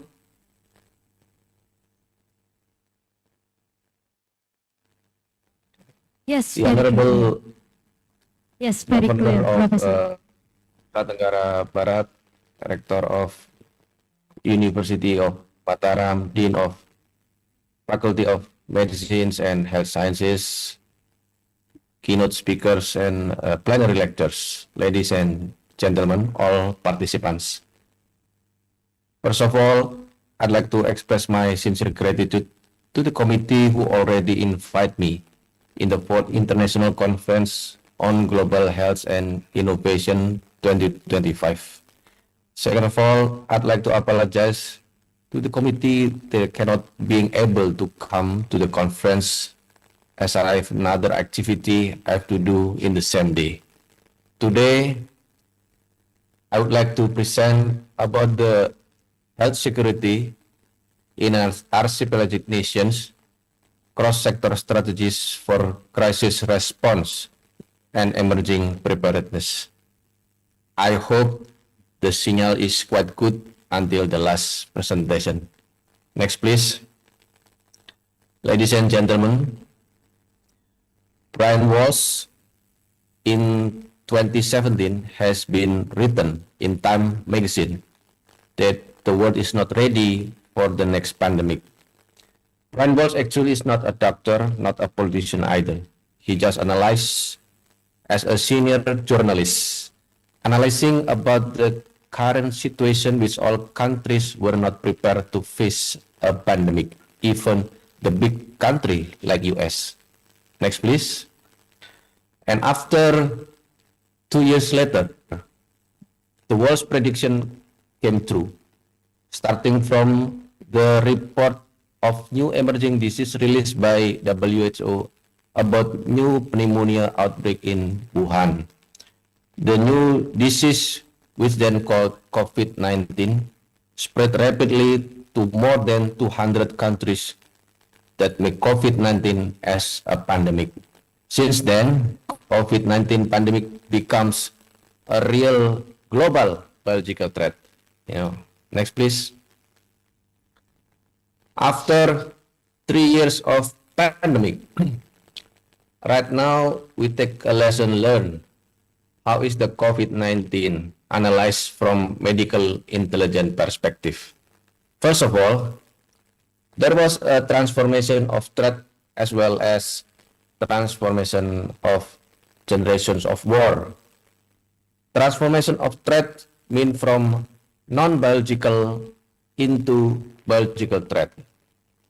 In the other hand, nowadays, war tends to transform into fourth generation of war, or we call it asymmetric war, and also transform into fifth generation of war, or we call it cyber war. And this transformation will influence later on in the arise of new future threats. In the former slide, I already mentioned that COVID-19 pandemic is a real global biological threat. Why real global biological threat? Because all biological threat before COVID-19 happened is unreal. The next point is, even many countries have been prepared globally and nationally, including Indonesia, but still they cannot resist the COVID-19 pandemic. The next question is, why COVID-19 become a pandemic? Next, please. The answer is because COVID-19 is a new emerging disease. WHO reported 3 to 4 new emerging diseases every year, most of them coming from animal, or we call it zoonosis. The connection between human, animal, and environment are very important to maintain public health. That's why this connection we call One Health. In the early phase of pandemic, the drug of choice of a new emerging disease not yet found. So people try to cure themselves by trial and error method. The new vaccine also occur after about 1 year. So before the vaccine exists, many people affected to COVID-19. Next, please. In these slides, you can see that since 400 BC, there were 9 pandemics occur. However, if we classify these pandemics, they caused only by 4 microorganisms. Those are plaques, influenza, and then HIV, which is still ongoing until now, and the last is coronavirus. If we see the table, we can analyze that influenza pandemic is the most infected. You can see the table that the pink color show the number of infections and the blue color show the number of deaths. Light blue is upper estimate of deaths Meanwhile, dark blue is lower estimate of death. H1N1 flu is the most infected, and then followed by Spanish flu. You can see the deadliest pandemic is bubonic plague. About 200 million or 60% of Europe population were killed in that time. How about the COVID-19? We can see that the number of COVID-19 cases compared to other coronavirus pandemics is higher. However, the case fatality rate of COVID-19 is the lowest. These data show that COVID-19 is not the deadliest or the most infected pandemic. Slide, please. Right now, we are friends with COVID-19. The cases have already decreased. Maybe COVID-19 right now become endemic disease. In Indonesia, we still have a homework with endemic disease. Several number of infected diseases like dengue fever, malaria, hepatitis, and TB need a serious attention from our government.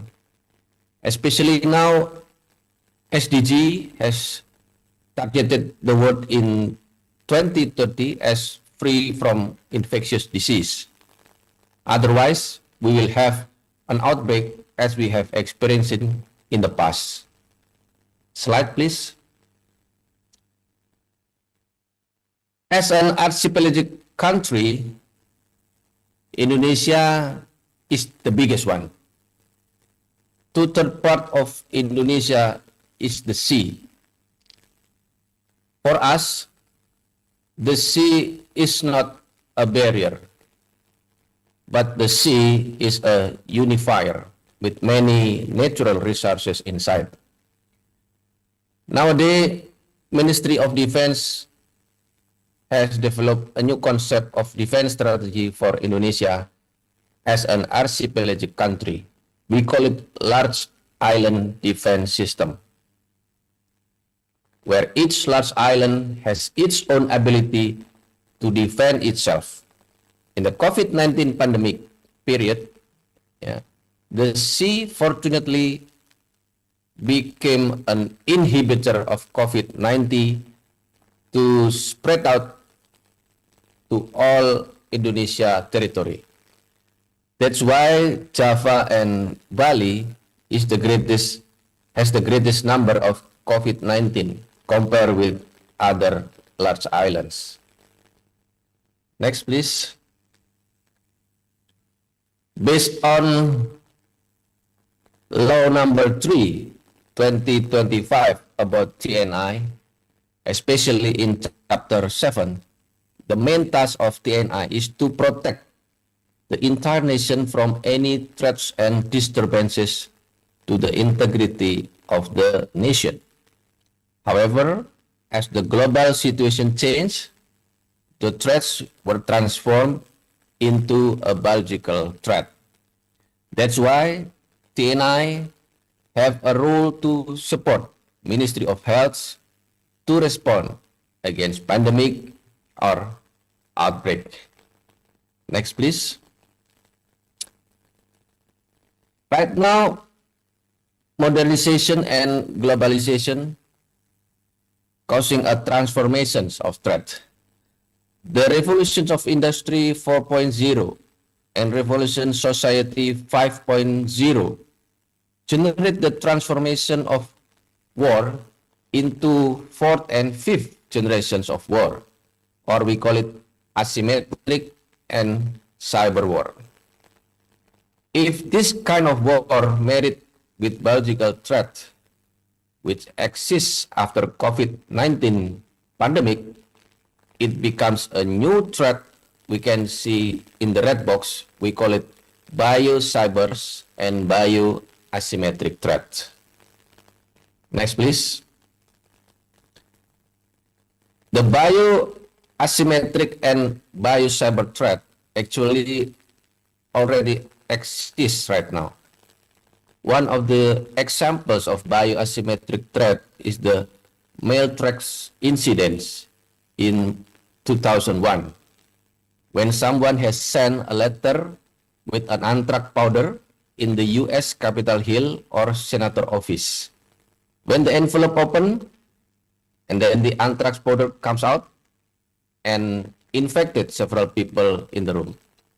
The senator and some people around him have been killed as well. This incident actually was happened 1 week before 9/11 tragedy. So that's why after this incident, US urged to the world for ratifying International Health Regulation or EHR in 2005. That's the example of bioasymmetric threat. How about the example of bio-cyber threat? When pandemic happened, we know about the news that worries the public in that time about non-halal vaccine. This news actually is a trade war between two vaccine manufacturers. The news affect people not to use one vaccine and change to another vaccine. Another bio-cyber threat, which right now become a current issue, is about a child-free concept. A child-free concept is a concept that someone or a couple do not want to having a child. The outcome of this concept similar with the outcome of LGBT, which is zero growth population.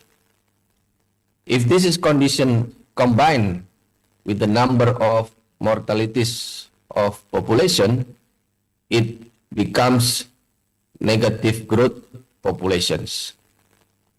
One of country which already affected negative growth population is Singapore. So that's why the Prime Minister of Singapore very busy to ask people to having child. But simply these actions not responded well by the community. So no doubt after 30 to 50 years from now, citizens of Singapore will be distinct. They probably just only living in a small area in Singapore, but the rest area will be occupied by foreign people. Next, please. This is a general concept of bio warfare, where bio defense will against bio threat or bio attack or bioterrorism. In the bio defense, there are 3 components needed, which is biointelligence, who supporting data from daily surveillance. The other components are biosecurity and biosafety. Right now, we are developing these concepts in UNHAN, Universitas Pertahanan, or Republik Indonesia Defense University. Next, please. The other concept that we are developing right now is about civil-military collaborations. In the COVID-19 pandemic, this collaboration has been succeeded to win the war. The war between people and virus. The basic concept of civil-military collaboration actually is a pentahelix concept. A concept of collaborations of 5 elements consists of A, B, C, G, M. A is academy, B is business, C is community, G is government, including TNI, and the last is M is mass media, who reported about what already done by all elements as well as to counter the hoax news. Next, please. In this slide, we can see that the forming of new national institution in this country actually as a response of national tragedy or incident. For example, the forming of National Disaster Agency or BNPB in 2008 is due to the response after Aceh tsunami in 2004. And then the forming of National Contra-Terrorist Agency or BNPT in 2010 is due to a response after Bali bomb in 2002. Yeah? And then the forming of National Cyber Agency or BSSN in 2017 is due to a response after ransom attack in 2017 in the same years. According these experiences, as response after COVID-19 pandemic, it is necessary to form a National Health Security Agency or National Biothreat Agency, which is now still not exist yet. If you say in US, we can see that CDC, but right now in Indonesia, there is no institution similar with CDC. Next, please. This is the scheme of actions lines in the COVID-19 pandemic, where President, using 4 coordinator ministers, managed the COVID-19 response in that time. However, there were many lacks which have to develop in order to prepare the next pandemic. For instance, there is no independence of drug and vaccine productions. This condition urged the Bio Farma, one of our vaccine manufacturers, to increase ability to produce vaccine. In other hand, the decentralization policy to the local government so counterproductive with central government policy. That's why several provinces rather difficult to run vaccination in their area. The only institution which still have centralizations are TNI and National Police. TNI and National Police become the spearhead of the central government to run vaccination, especially in the remote island as well as mountain area, which is difficult to reach. Next, please. How about the next pandemic? In 2019, there was a health security conference in New York. It called Event 201.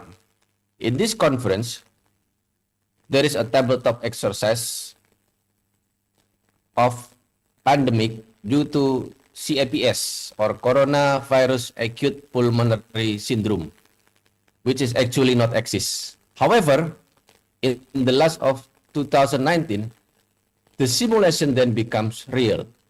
The coronavirus acute pulmonary syndrome become exist and become real pandemic. Now we have a question. Was COVID-19 prepared on purpose? In other hand, in 2022, there was another health security conference in Brussels. They also conduct a simulation of pandemic due to a new virus they call SEERS or SEERS or Severe Enterovirus Epidemic Respiration Syndrome. The next question is this SEERS is become the next pandemic? Similar with Bart Simpson's story, I think. He has been accused for many years, being predicted the 9/11 tragedy long time before. But in other side, actually, there was a terrorist who saw the story and copied the story for their scenario for the next action. Next, please. Now we go to the conclusions. The first conclusion, Indonesia is vulnerable to pandemics and endemics. As I mentioned in the former slide, threats are transforming right now into biological threats after COVID-19. And then be alert for the next pandemics, that because new emerging disease can be become another re-emerging disease with new variants. The COVID-19 pandemics is a lesson learned for better preparedness in facing future pandemic. The relationship between the TNI and the ministries and national institutions is a manifestation of civil-military collaboration in accordance with the pentahelix concept, which is ABCGM: academic, business, community, government, and mass media. A special agency for biological threat management is needed. And the last, the capabilities of the TNI cyber unit, chemical, biology, radiation, and nuclear unit, and the TNI BSL lab, biosecurity level lab, need to improve.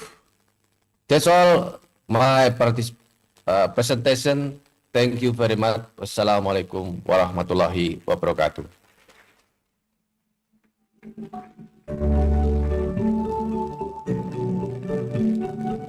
Thank you, Dr. Nurobi, for your insightful presentation.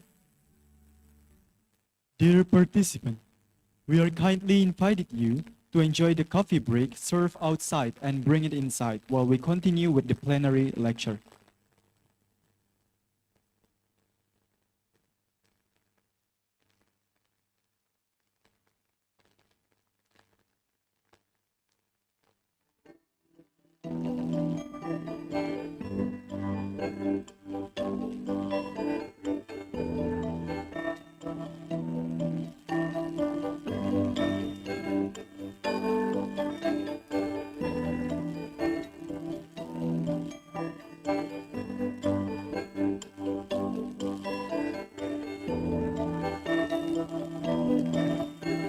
Dear participant, we are kindly inviting you to enjoy the coffee break served outside and bring it inside while we continue with the plenary lecture.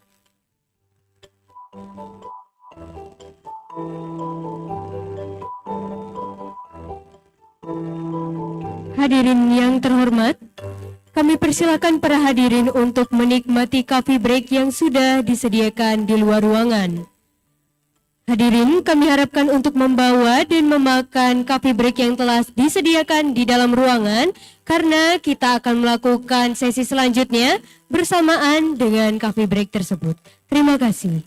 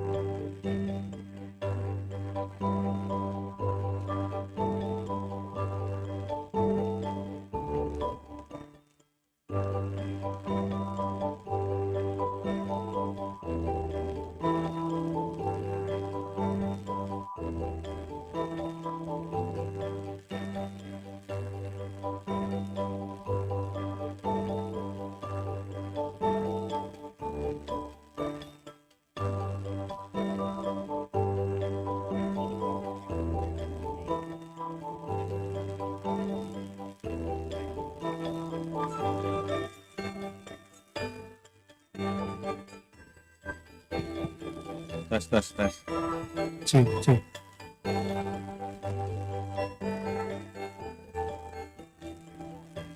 Satu, dua, tiga.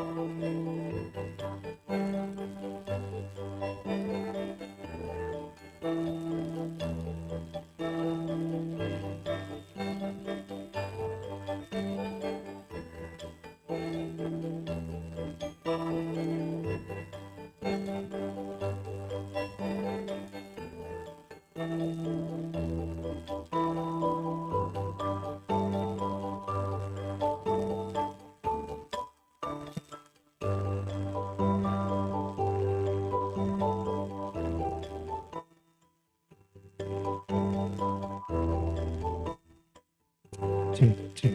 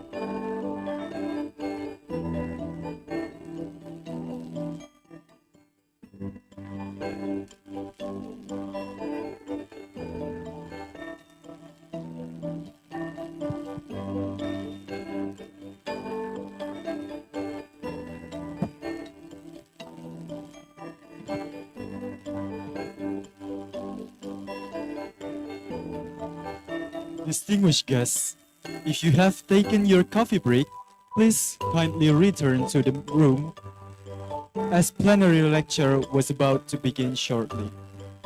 Para hadirin yang telah mengambil hidangan coffee break di luar ruangan, kami persilakan untuk kembali karena plenary lecture selanjutnya akan segera kami mulai.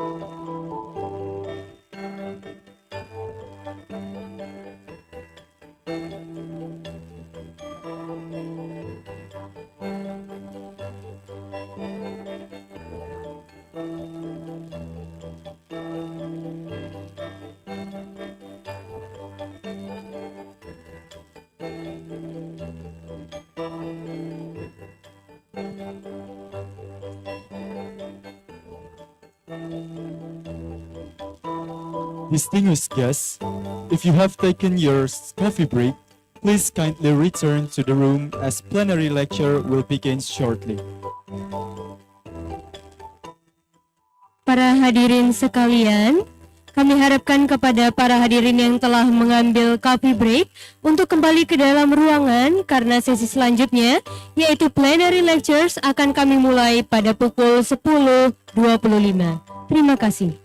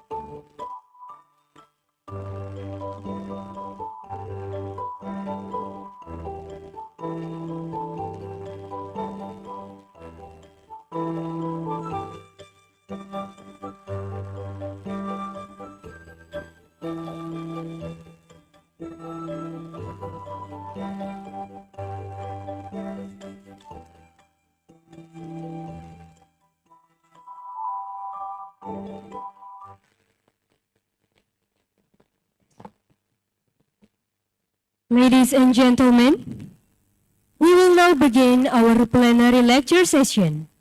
Today's plenary lecture will highlight global collaboration and resilience in the face of climate and disaster risk.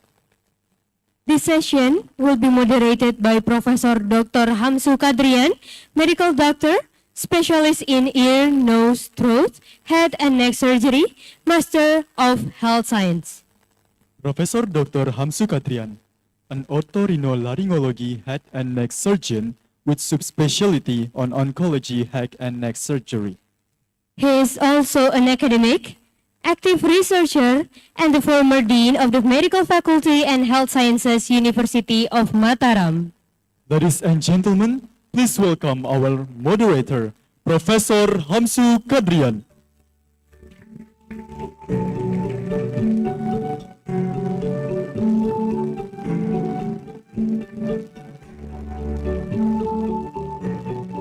Bismillahirrahmanirrahim. Assalamualaikum warahmatullahi wabarakatuh. Good morning, ladies and gentlemen, distinguished guests, speaker, and all attendees in this conference.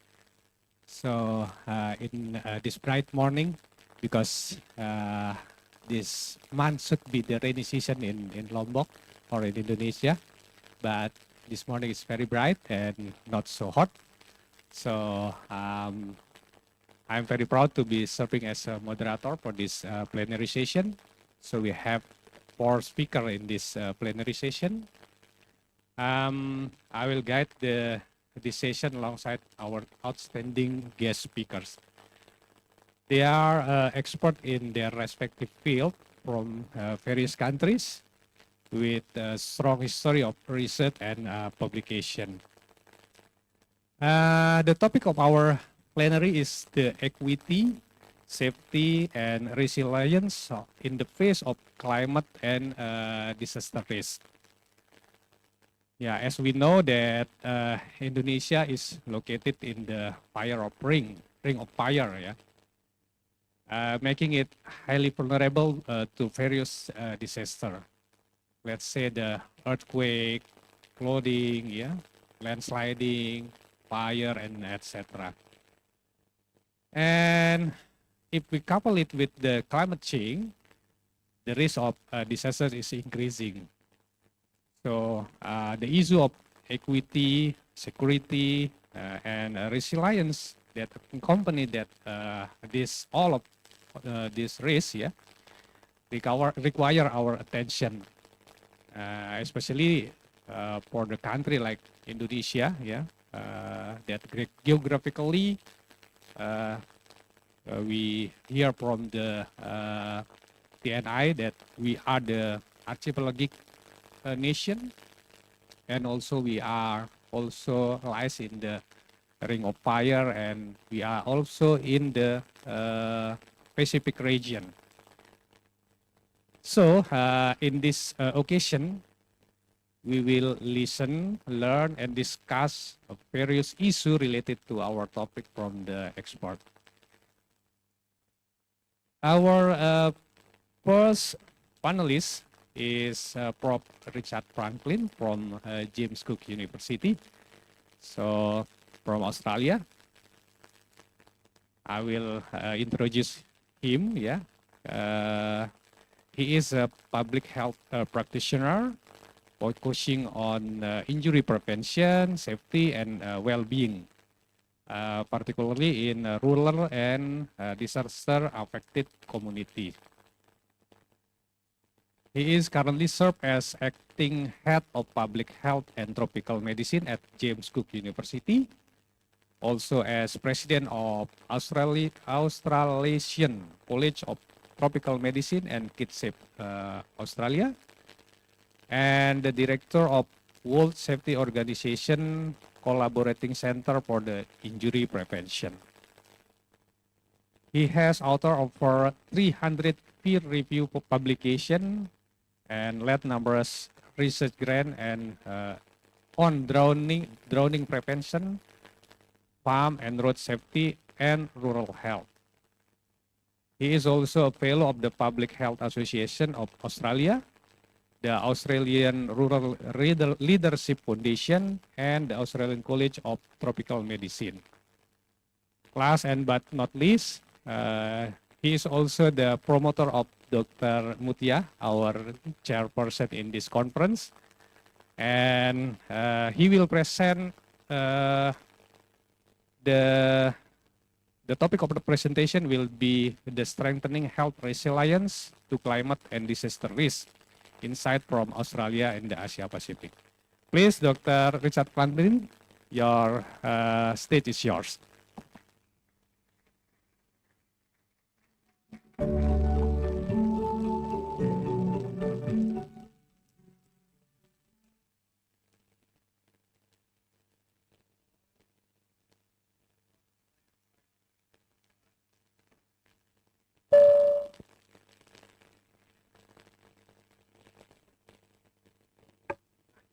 Can you hear me now? So good morning. Selamat pagi. Hello and good day, as we would say in Australia. Thank you very much for having me here. And I'm going to talk a little bit about some of the disasters, and hopefully this is working. Is my slides coming up?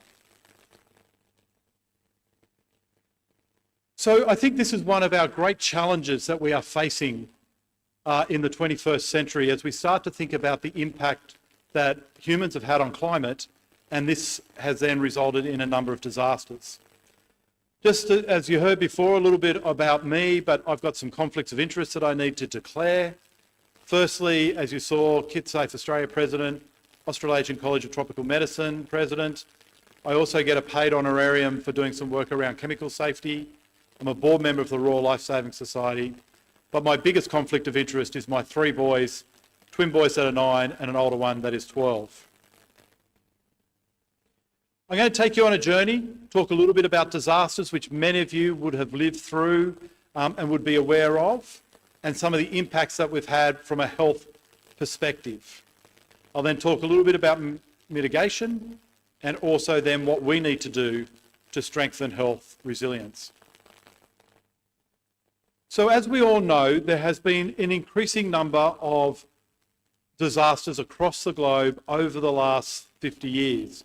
You can see in particular with the slide on the right-hand side that it had certainly accelerated since the late 1970s and 1980s. It has somewhat plateaued of late, although the variability in these disasters has been significant.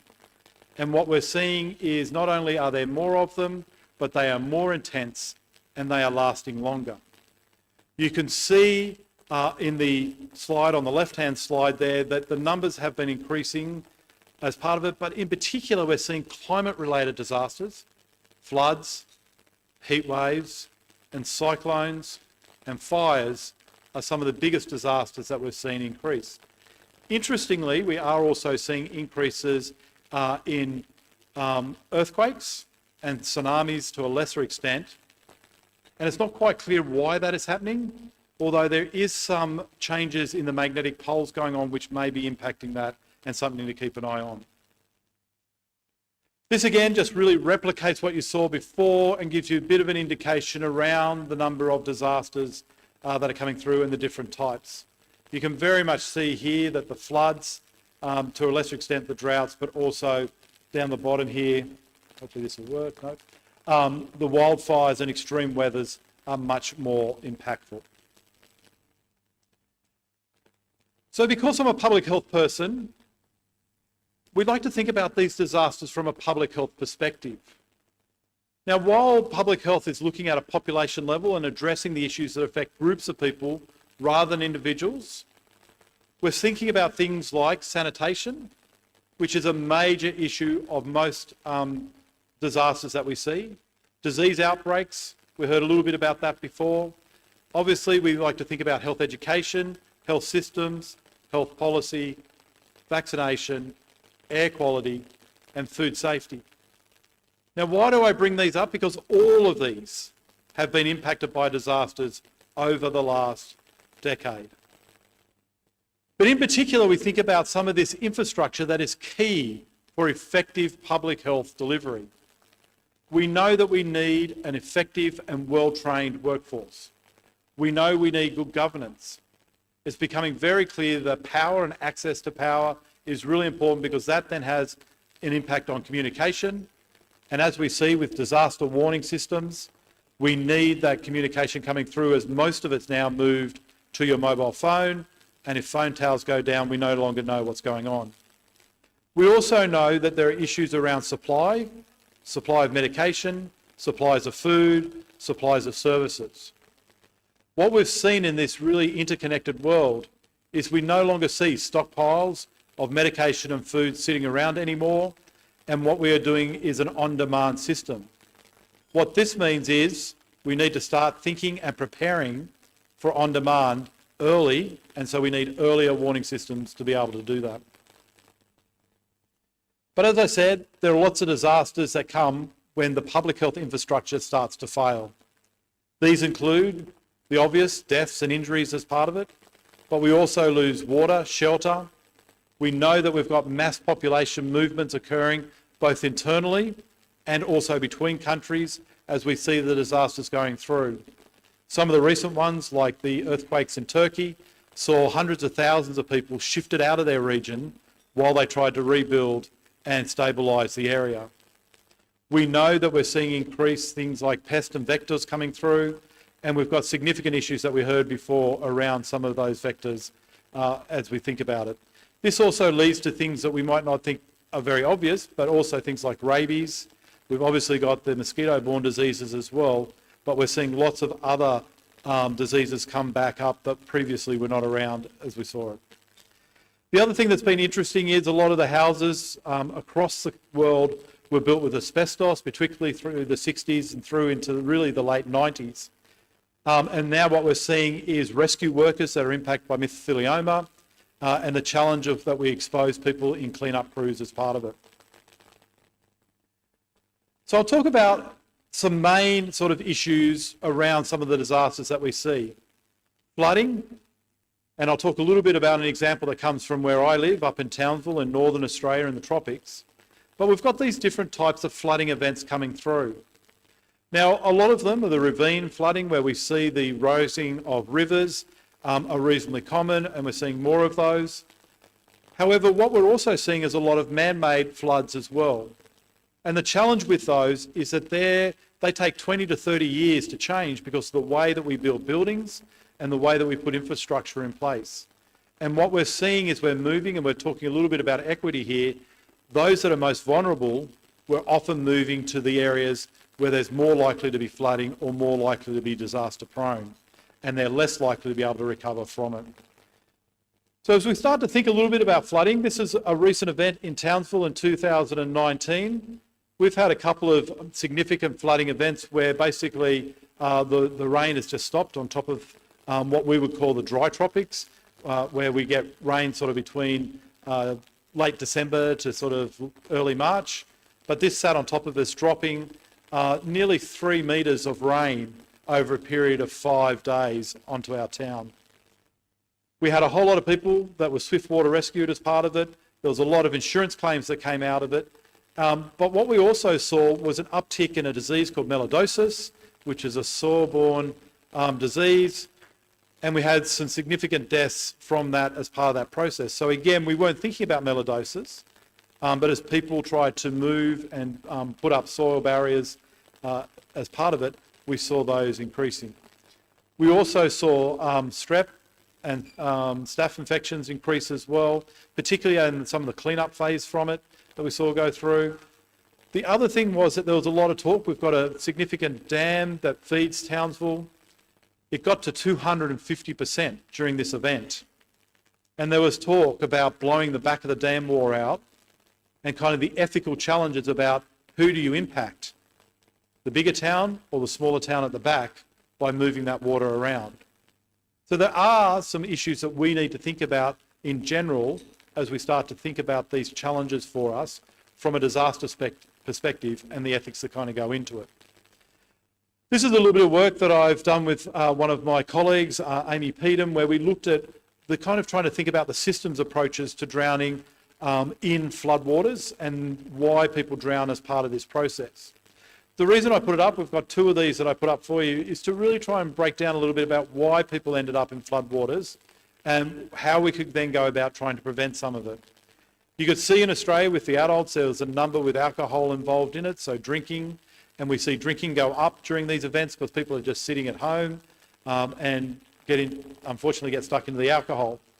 We also know that some of them are going out and are spectators of these events and then get into trouble as part of it. And then children walking along or checking it out, and unfortunately some children on boards, what we would call boogie boards, little flotation boards that they jump on and swim in the flooded water. You can see here that this is not unique to Australia. Flash floods in Indonesia have killed a number of people and continue to do so over the years.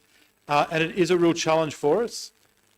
And again, with all of these things that I talk about, my heart goes out to all the families and people that are impacted by any of these events. And part of the reason I do the work that I do is so that we don't lose people from disasters and flooding and drowning.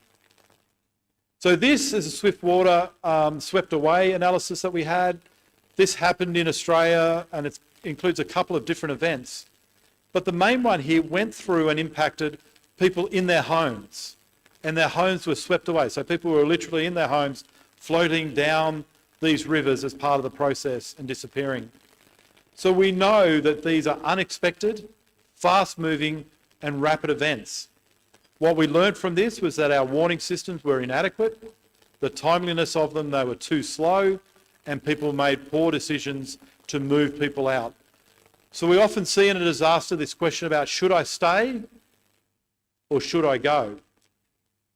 And it's a really tough question to answer, and something that we all need to be thinking more about as we tackle this complex issue that is disasters. There are a number of things that we can do from a flooding perspective, and actually the evidence around flooding has improved significantly over the last decade. We do need more work in this space and better systems thinking as we think about the wider impact around the disasters. We need to move beyond just counting the number of people that are impacted by it and thinking about all those other things that make a difference. Where are we putting our infrastructure? Where are we putting our bridges? How do we move people around as part of that? We need better warning systems as we go through. We need to be thinking a little bit about green infrastructure as we think about the impact on our environment. We need to think about drainage systems, and again you can see here the man-made sort of flooding. Again, this is a shot from Indonesia in the top there as part of it, and you can see the water is pooled down between houses because of the way that we have built our housing as part of that.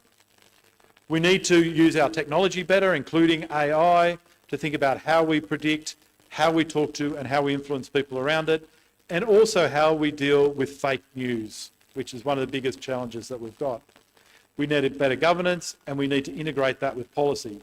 The picture on the bottom that you can see there is just down the road from my house, and that was during the 2019 floods, as I was sitting back hoping that it wouldn't come to my doorstep. We know that cyclones, and for those of us that live in the tropics, live through a number of cyclones as part of it, and we know that the number are increasing, both in the severity and the strength of those cyclones. One of the things that I am impressed about with Indonesia is the work that it has done, particularly around tsunami warnings and cyclone warnings, and thinking about where we move people to. A couple of examples from Australia as we work through. So Cyclone Larry, this is 2005, went through Cairns, which is just up the road from Townsville, and we had challenges. And the reason that I bring this up in this forum is we had to think about, what do you do if you need to close your hospital during a disaster? Where do you move people to? When do you decide to move them? How quickly can you move them as part of that process? They also noted the challenge that if the power went down, we were not able to move people out of the hospital because we are so reliant on elevators to move people around. The old systems, or the old hospitals, which we still see a lot of in low and middle income countries, have ramps and ways of moving people up and down different levels. We've lost that in high income countries. We also noted that the cyclone went through, we lost quality drinking water, and people really struggled with that concept in Australia because we're so used to turning on the tap and having water. We had issues with generators, and we had issues with people stealing generators as part of that. So you see the worst and the best of human nature as they go through. And they also had challenges with food supply. Cyclone Yasim, this occurred and went through just above Townsville. This was just as I started to live up there, and I was on my way up and was stopped from getting up there as part of it, but I did own a house during this time. Again, they moved people out of the Cairns Hospital. We had issues with asbestos exposure going through. We had issues with people on dialysis machines. We had a whole lot of diabetic, and we had medication-related issues coming through there as well. And we also had a death and a couple of people that were particularly sick, because the lesson from Larry was put your generator somewhere where people can't steal it, so people moved them into the house, and then they got carbon monoxide poisoning from them.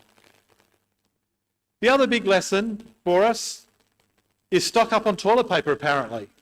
So every time there's a disaster, we run out of toilet paper. I don't know why. I don't know whether it's an Australian thing or whether we see it elsewhere.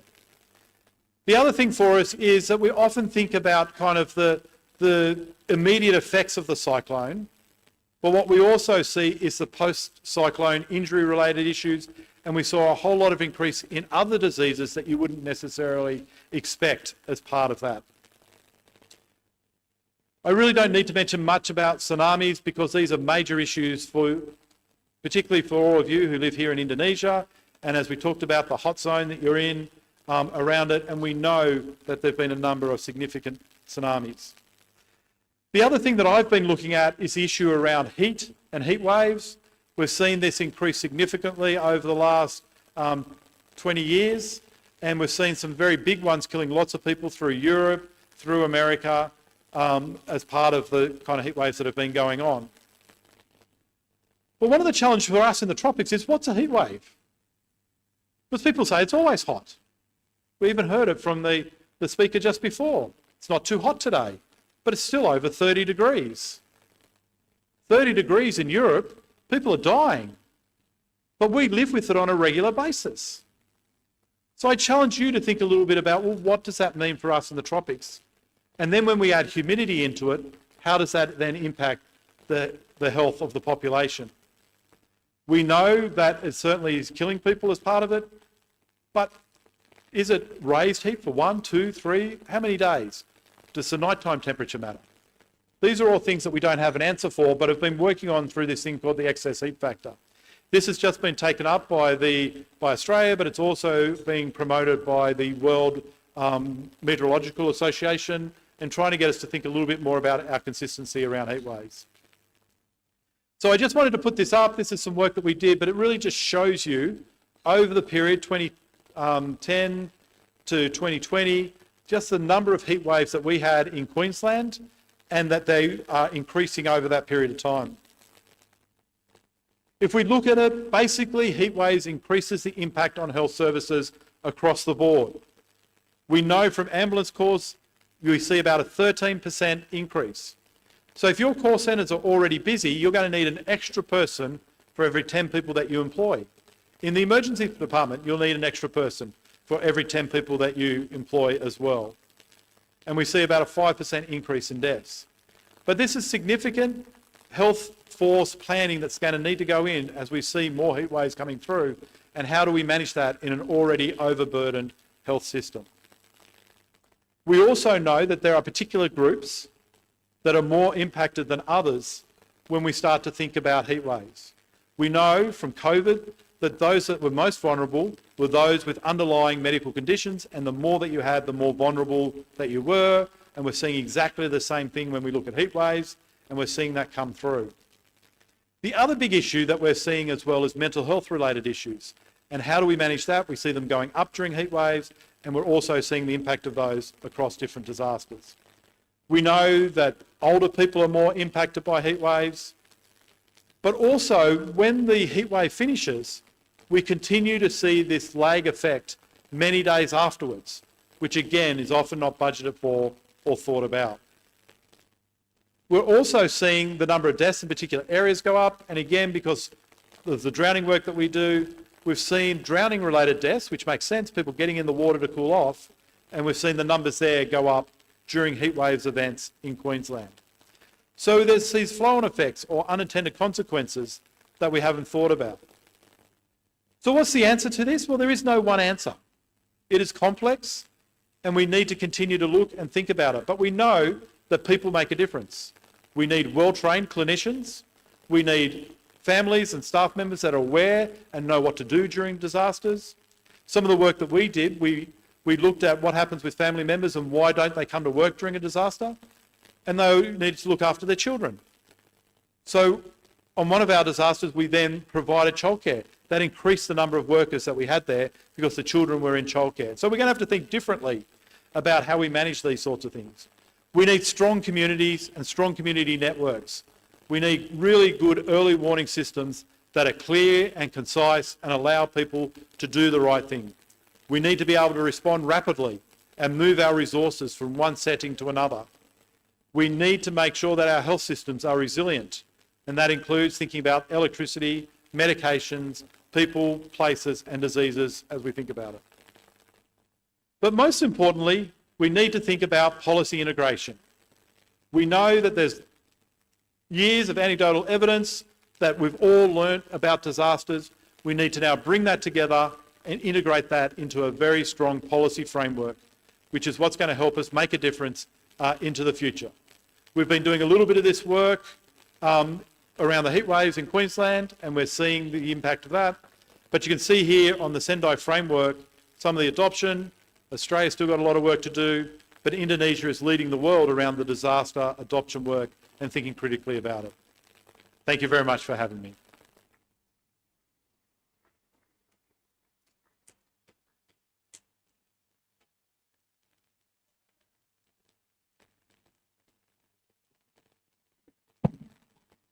Thank you, Professor Richard Franklin, for your nice and informative presentation.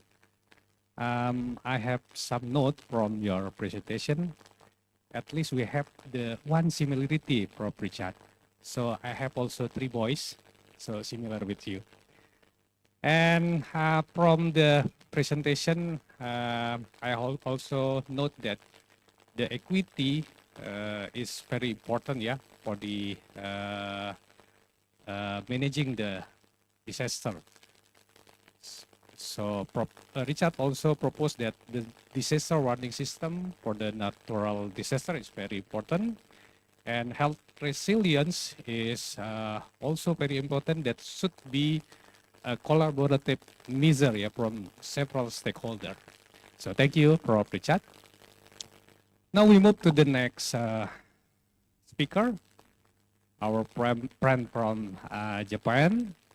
It is Prof. Jun Kobayashi, who is very familiar with us because we have several collaboration with Prof. Jun Kobayashi for almost 10 years, I think.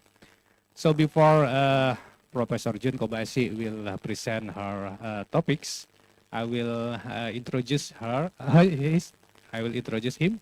So he is a professor from the University of Ryukyu, Japan. He is head of Department of Global Health at the University of the Ryukyu.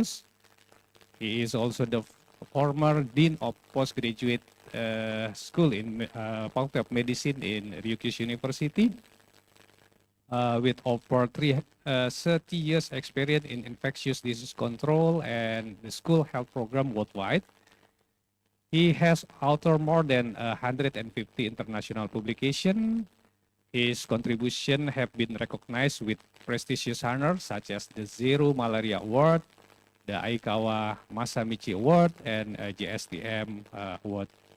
He will share the topic with the title Building Disaster Preparedness and Resilience in Island and High-Risk Communities. The time is yours.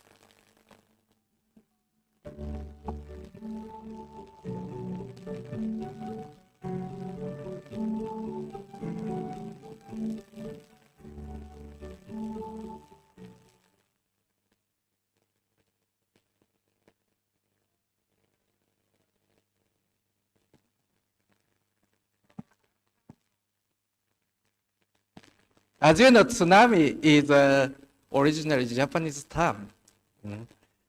So I'm introduced by Professor Hamusu. I'm originally tropical medicine specialist, especially disease control. But it's still, I remember we organized regional training course and workshop and also meeting in the Bangkok city 2013. That time is a giant typhoon, this means a tropical storm, attacked to the Philippines. The irregular course is attacked to central part of the Philippines. So all delegation from Philippines canceled to come to the workshop, and only one professor is tomorrow's presenter, is one of my friends, Professor Gregorio, joined. But our main partner is the UK and European Union. They talking, what is the disasters? In Japan have increased the man-made disasters? Is North Korea is dangerous for you? So This is probably famous is a hazard map in the developed 2006. No? In the European regions, is a very few risk any hazard, right? So if she is, I'm very happy is talking about hazard issue in Indonesia, Japan's, Philippines, Indonesia, and also New Zealand and part of the Australia. So we have high risk of any kind of disasters.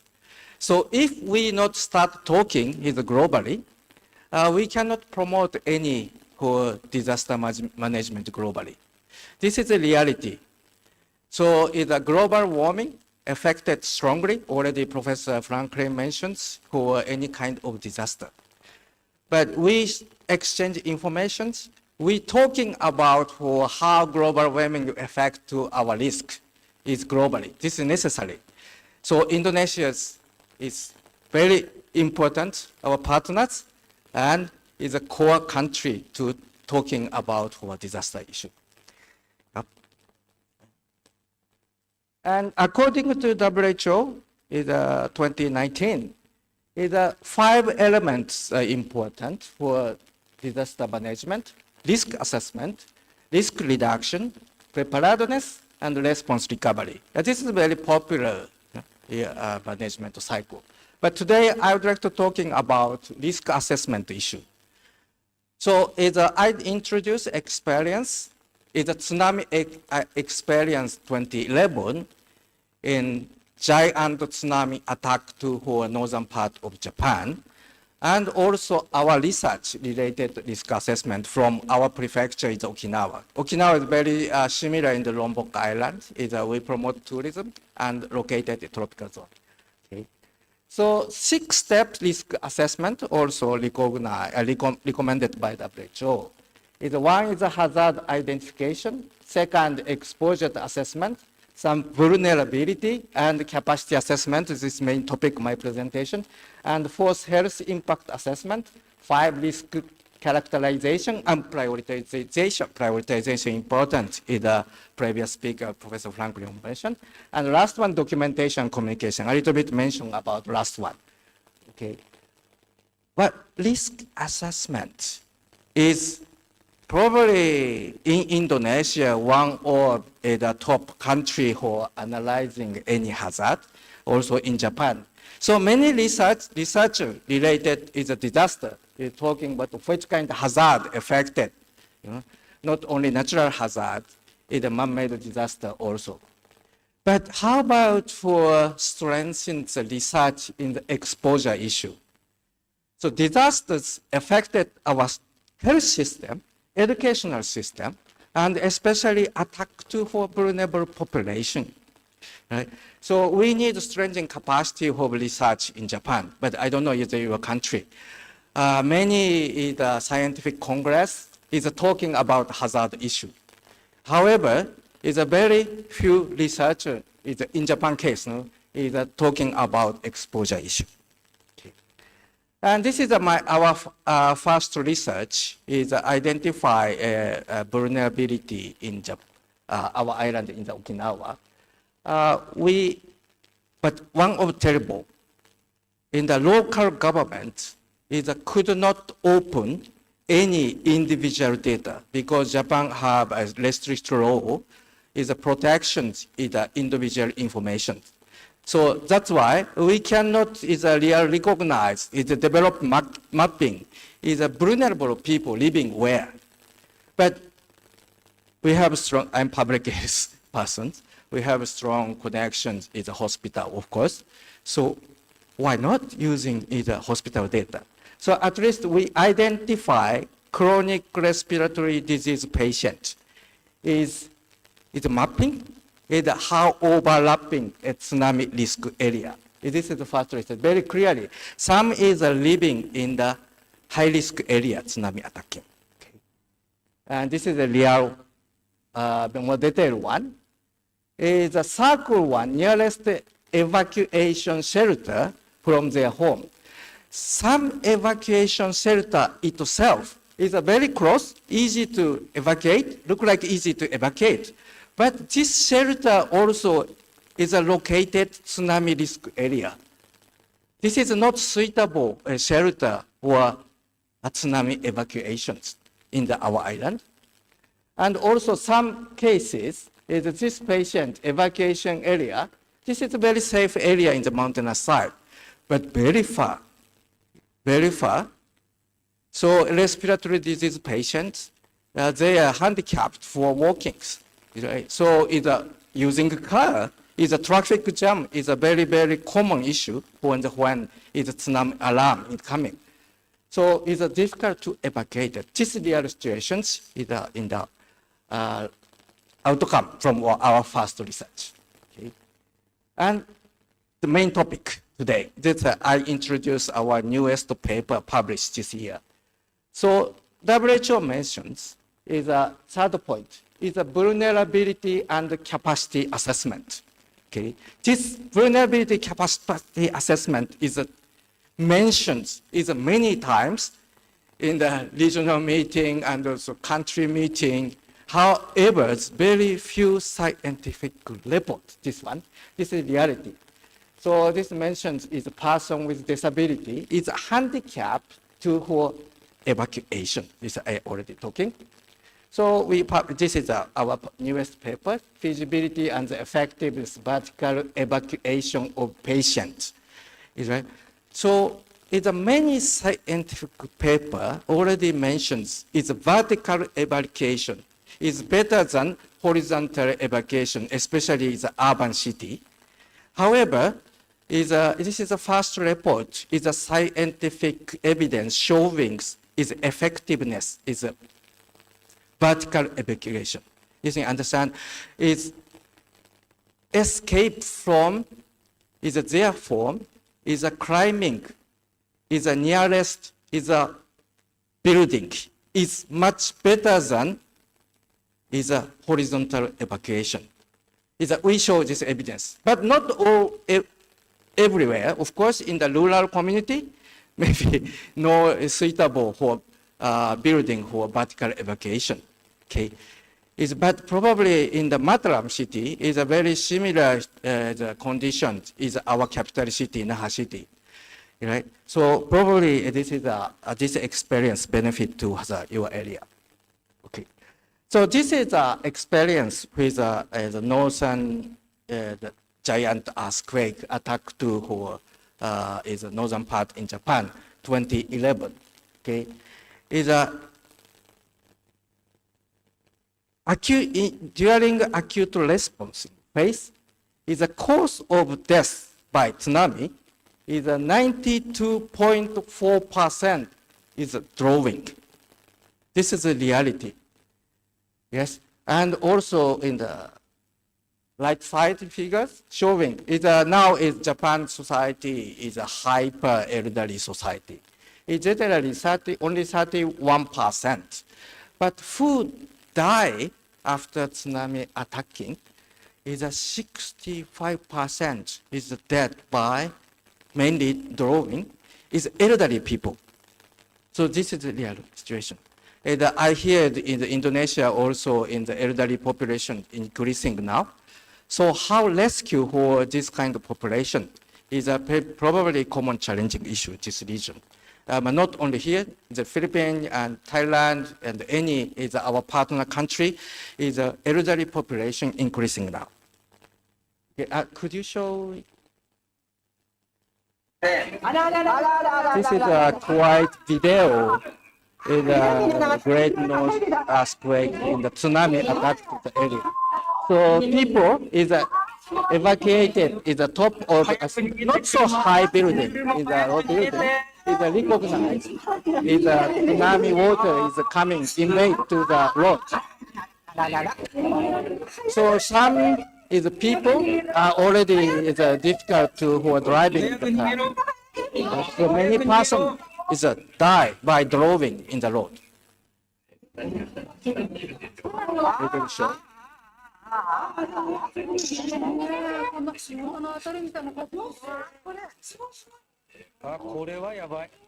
So this is the real after tsunami attacking, just within 10 minutes. But after that, more strong is water flow, water coming. Is many is fragile the houses is lost it. Okay, thank you very much. Okay, so I repeat it again. Many papers is showing is necessary to promote vertical evacuation, but we need very few research. This means very few is evidence and also feedback to the policy. Okay, so our subject is 34 patients we selected. So we measured, we selected the patient is walkable and also they have ability for climbing stairs. This kind is test easy to evaluate it. And we plotting to our main island in Okinawa. Is 34 patients is living in the coastal area, of course. No? So we is checking is near their houses is a suitable evacuation place for horizontal evacuation. You know, reinforced the concrete or steel frame structure. So if we selected to the building, the very not so strong one is not suitable for vertical evacuation. Right? And also building with external stairs. This is very important. Is inside the stairs not sometimes not available for evacuation. Okay. This is if you interesting to calculate it to this one, please reading the papers. Okay. So final, this is a result. Is after this is a simulation, but we measure the reality their speed of walking, their speed of climbing. So after tsunami attacking, is within 10 minutes, not so different is efficacy. But after 20 minutes, after 30 minutes, is vertical evacuation more effective for evacuation route in our islands. Okay.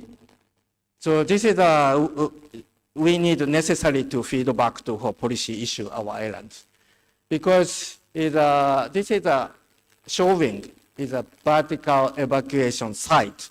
However, is a majority of vertical evacuation suitable evacuation place is not designated evacuation site. This is government. Local government not mention about this is a suitable evacuation place or this kind of patient. So this kind of tailor-made approach we should promote. Generally, we should do the policy feedback especially urban side is a horizontal evacuation. Climbing is a building more effective. Okay, this is my student created is a beautiful map. Is a circle is a patient residence. If escape to horizontal evacuation site, this is a evacuation site by the government. 650 kilometers far. Because probably we can do, but is a COPD patient, how about it? Here patient is increasing now. Is a difficulty to evacuate 650 kilometers. And bridge is easy to damage after earthquake. Right? So it's better than it's a suitable building very close to his house.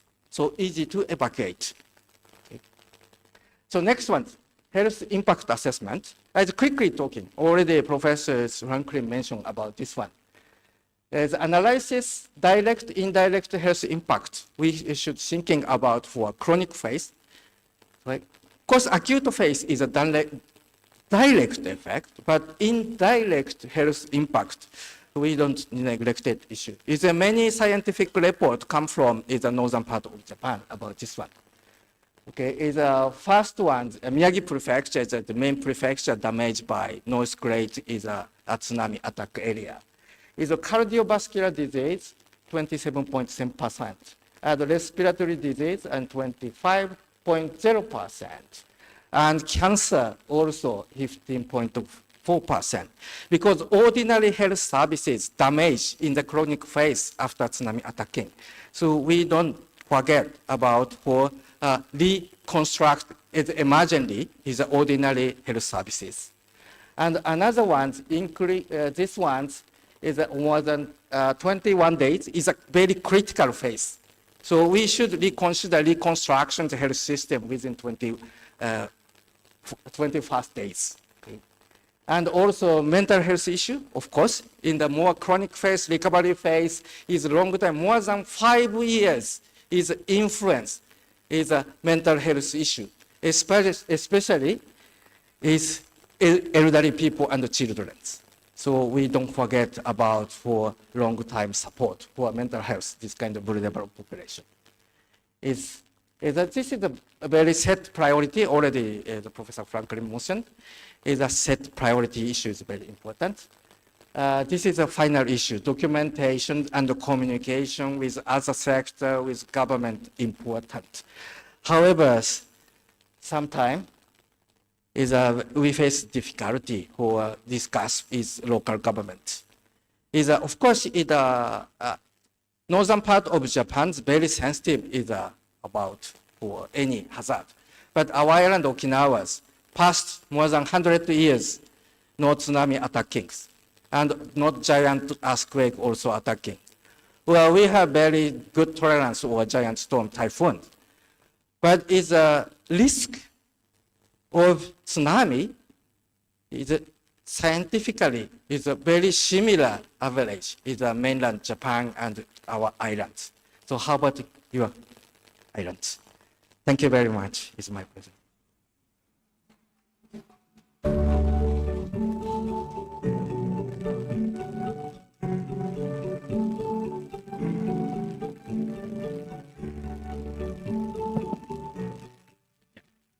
Thank you, Professor Jun Kobayashi, for your very informative presentation. So it is very important to make a preparedness system to reduce the victims. And I think it is equal to the disaster warning system that proposed by Prof. Richard. But Prof. Jun Kobayashi are talking the other kind of the disaster, yeah, especially the earthquake that followed by the tsunami. And fortunately, in Lombok, although we have facing the high earthquake, but the tsunami is not coming. So I think this is one of the difference, but we hope that in the future, there is no tsunami. So thank you very much, Sensei Jun Kobayashi. And then we move to the next speaker in our third plenary session. So our third speaker is also the prestigious one, Dr. Puspa Rajparn from the UK. He is a distinguished public health researcher and academic with the extensive experience in injury prevention, road safety, community health, especially in Nepal. He is currently a research fellow at the University of the West England, Bristol, and a visiting lecturer of public health at the University of Wolverhampton, UK, and a visiting professor at Far Western University, Nepal. Dr. Pan has authored numbers of peer-reviewed articles focusing on injury epidemiology, drowning prevention, and road safety. Today, he joined us in the online platform. So maybe I would like to greet him first. Dr. Pan, have you joined the Zoom meeting? Yes, thank you, Professor. Yeah. Here. Thank you very much. Hello, Richard, and hello, Professor Kobayashi. Yeah. Nice to see you all. Yeah. Thank you, Dr. Pan. I hope you're doing well this morning because in UK, I think it is early in the morning, yeah? Because we have 6 or 7 hours difference between Indonesia and UK. Yeah. Okay. I think let's we continue the plenary session. So Dr. Puspa will present her experience under the title Advancing Injury Prevention in Low and Middle Income Countries, Field Perspective from Nepal. So you have 20 minutes to present, Dr. Pan. I'm yours. So may I request to play the recording, please? I have sent it in convenience of time.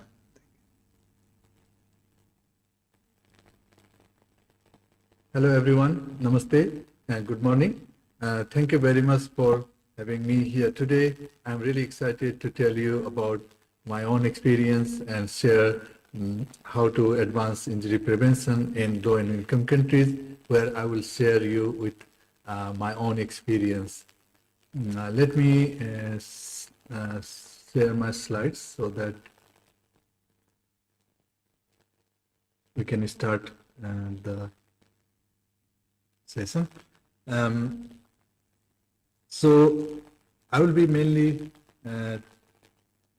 sharing my own experience of doing injury prevention research in Nepal, and also take you through how it has expanded over the years.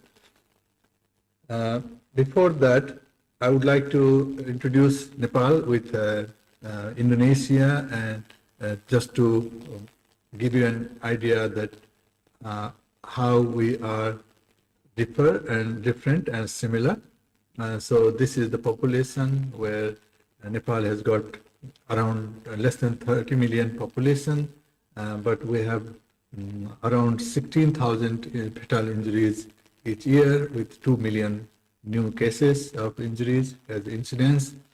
When we look into the rates, the estimates of global burden of disease has found that we have very high fatal injury rates and incidence rates both. In Nepal, we have, according to the global burden of disease, self-harm is the most common cause of fatality, whereas it is in transport in Indonesia. And we are mountainous country, but we also have tropical and high lowlands. But compared to this, will give you an idea that which geography and population I'm talking about. This is the global burden of disease data for fatal injuries, that percent of total deaths among youth population, that is 15 to 39 years. Currently, these injuries come to second, fourth, and eighth leading causes of death, compared to in 1990s that were fourth, sixth, and ninth causes. Although the estimates we have to depend on these estimates, because of these estimates rely on the source data that is obtained from our countries, which Nepal is on the country that has not very good vital registration system and other primary source of information. But breaking these barriers of lack of research evidence and injury data, the injury research is continuously growing in Nepal over the past 20 years or so. On a systematic review of published studies conducted in 2019 around, found that there were less than 200 papers in total published since the beginning. But we can see that in the last 10 years or so, we have several, more than that amount of publications is done. I must mention that I graduated my doctoral degree in 2013, and then a few years later, my other colleague got publication, doctoral degree, and nowadays there are several PhD students and already graduated some. So this is continuously getting attention in academia, and the research is going on. However, the topic of interest is skewed towards some reason, some causes, some mechanisms, whereas some of the injuries are left far behind in the research interest. For example, fall injuries, drowning, and these kind of injuries only started to publish since last few years only, and there are only handful of them. Whereas the injuries such as poisoning, suicide, and road traffic are of commonly published studies. What this skewed interest in research does is that result in small and fragmented evidence. Although we have got increasingly growing number of publications, the evidence base is dominated by quick study design that is published by authors, some of the authors based in overseas or funded by external funding sources, and majority of these studies are hospital based, and we lack the population based studies which gives a better evidence on the population.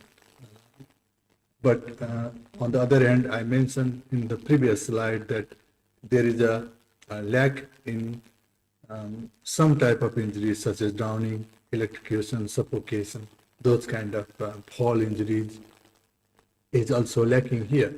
And we don't really have so many experimental studies. So this shows that our focus is so far in on the magnitude of the problem, and we are doing less research on the intervention side, and that is solution-oriented research.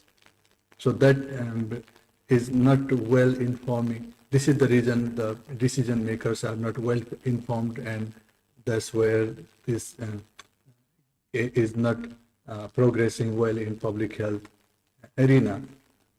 On the other hand, the definition of injuries used in research is also inconsistent, and this is because of the background of the researchers and the settings they are doing research. For example, the clinicians, the sociologists, the epidemiologists may don't think alike, so that's how the definitions get kind of different. And also, this is also depends on the cultural and social kind of settings of a country. And we also have some national sources, but they are not yet well recognized and disseminated. But there are not many. I think there are only a few research they are conducted on national sample. Otherwise, most of the studies are on the small area sample size. And we can see that non-fatal injuries are under research. This is the normal general problem, general issue elsewhere also. Most of the studies are coming from hospitals, and the analysis of subgroups, for example, ethnicity by socioeconomic status, or the vulnerable population or health inequalities remains kind of lacking. This is not only for research on the magnitude of the problem or epidemiological studies. When we look into the policy documents, they are relevant to injuries or injury prevention. For example, we know that we don't have a national level strategic documents, but there are several documents. They address individual injury mechanism or the safety promotion or post injury care. On this research of published or available policies and legislation, we found out that there are over 60 documents, but published by or owned by over a dozen of ministries. But there is a lack of a coordination mechanism, and there is no high-level multi-sectoral committee for injury prevention, or there is no national injury prevention strategy and action plan. So we found out that if any ministry, but mostly it can be the health ministry, if it takes lead and it creates a dedicated units within one of the departments, and it coordinates with the education, academia, for example, medical and public health and school level education. This can help advance this topic quickly. From the literature globally or nationally or available literature, we found out this is the subgroup of people who are most affected from injuries. For example, those who are age group between 15 to 49 years and or they are economically active populations, or children or manual laborers, or motorcycle users, or those living in the rural areas, urban areas, they also are affected with a different unique risk. For example, rural people might have falls from height or animal bites, whereas people in the urban center are more prominently at risk from violence or road traffic injuries. And males are highly affected than the females. Through the advocacy and continuous kind of contact or the communications with the people involved in this national Nepal housing and population census, we have now the information on different type of injuries, because census is conducted nationwide, and this is most kind of convincing source of information where we don't have other sources. So this is the first census that included injuries in its pro forma, with a broader classification of several kinds, for example, road traffic, other injuries, and crimes, homicide, suicide, natural disasters. So this gives an idea that injuries are also getting attention in National Statistics Office. On the other hand, through the advocacy at Ministry of Health level, that conducts that coordinates the Nepal Demographic Health Survey, we have this information on different type of injuries for traffic and non-traffic, for different subgroups, different places of residence, and wealth quintile. We can see that how this exposure to injuries are different from rural to urban, or different age groups, or different wealth quintiles. Here, unlike in census, they put together violence injuries, unintentional injuries together as a non-road injuries, and they separated road injuries, these statistics. On the other hand, there is gradually other topics such as drowning, which was not, which was still considered as a silence epidemic, has been picked up by some not-for-profit organizations, and they are compiling a national report that using secondary data and some other information collected in the field, and it has also highlighted the importance of this silent killer, and this gives a knowledge that the drowning are distributed throughout the country regardless of the geography and the location of the country. Similarly,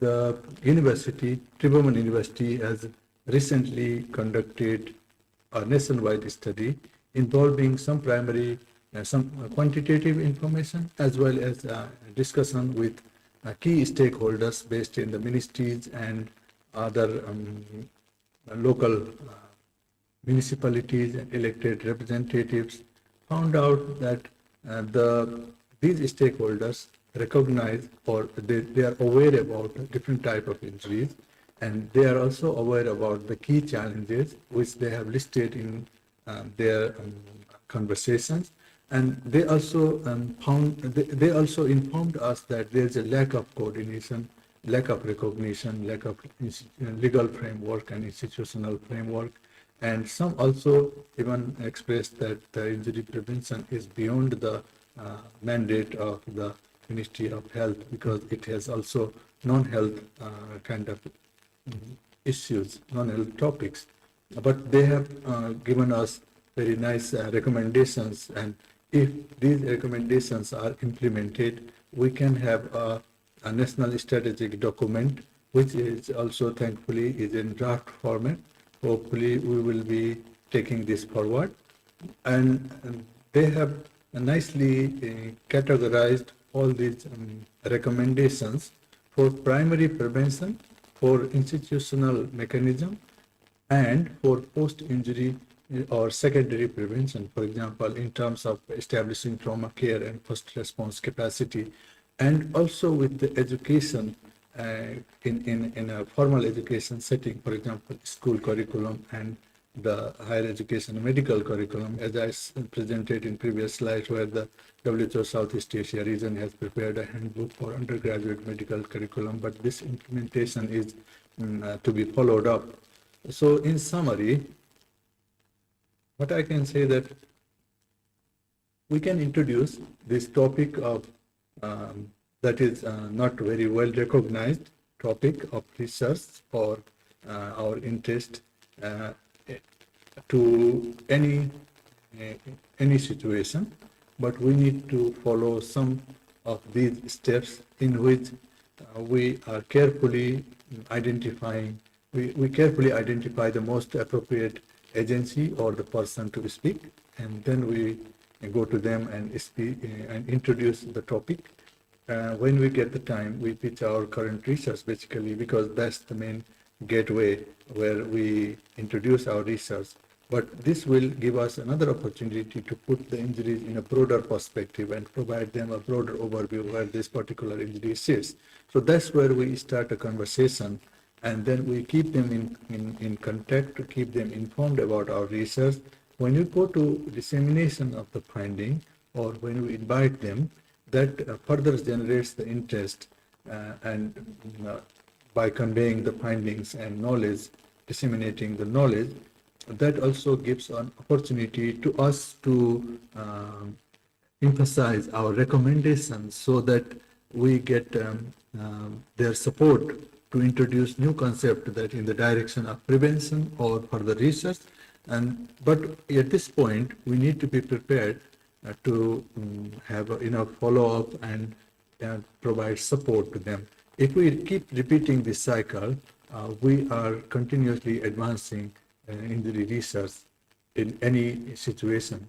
So sometimes when we present only the problem and we only present the research, it may not be helpful, but sometimes we need to inform them about the facilitators and emerging opportunities, what they might not have been aware about. For example, many of those people working in Ministry of Health may not be aware about injury statistics that is available in census report. So we also, there may be people in other ministries than health. They are not aware about the NIHR Global Health Research funded research collaboration going between UW, Bristol, and Kathmandu Medical, for example. That I'm telling my own experience. We must tell our stakeholders about what is going on and how their agency, their organization can fit into the existing scenario, and how we can support mutually each other. And also sometimes we need to, they may be also thinking about an initiative, but if they may not have realized the advantage of advocacy at local government, for example, we can also inform them about this concept. So that gives them further confidence of supporting our concept. And as I mentioned, that we must also inform how there is national data that is available, different sources. We can prepare simple policy brief or brief reports on this topic, and we share among these organizations. So that can be another way to foster the knowledge that is already being collected through different reports. Sometimes these materials which produced in Nepali or local national languages can help. For example, this textbook just published this year is Injury Prevention and Control, which is the first ever textbook written in Nepali. We can similarly produce textbook, report, media articles, policy briefs, and other IEC materials. Notably, what I can also recommend that if we introduce some of these global days, world days, for example, when we introduced the Drowning Prevention Day in Nepal, World Drowning Prevention Day in Nepal, we sought support from mayor of a municipality and officers at the Ministry of Health. And in background, there were WHO and other people. So you need someone who is talking to all these people and coordinating it. Thus, moves the agenda further.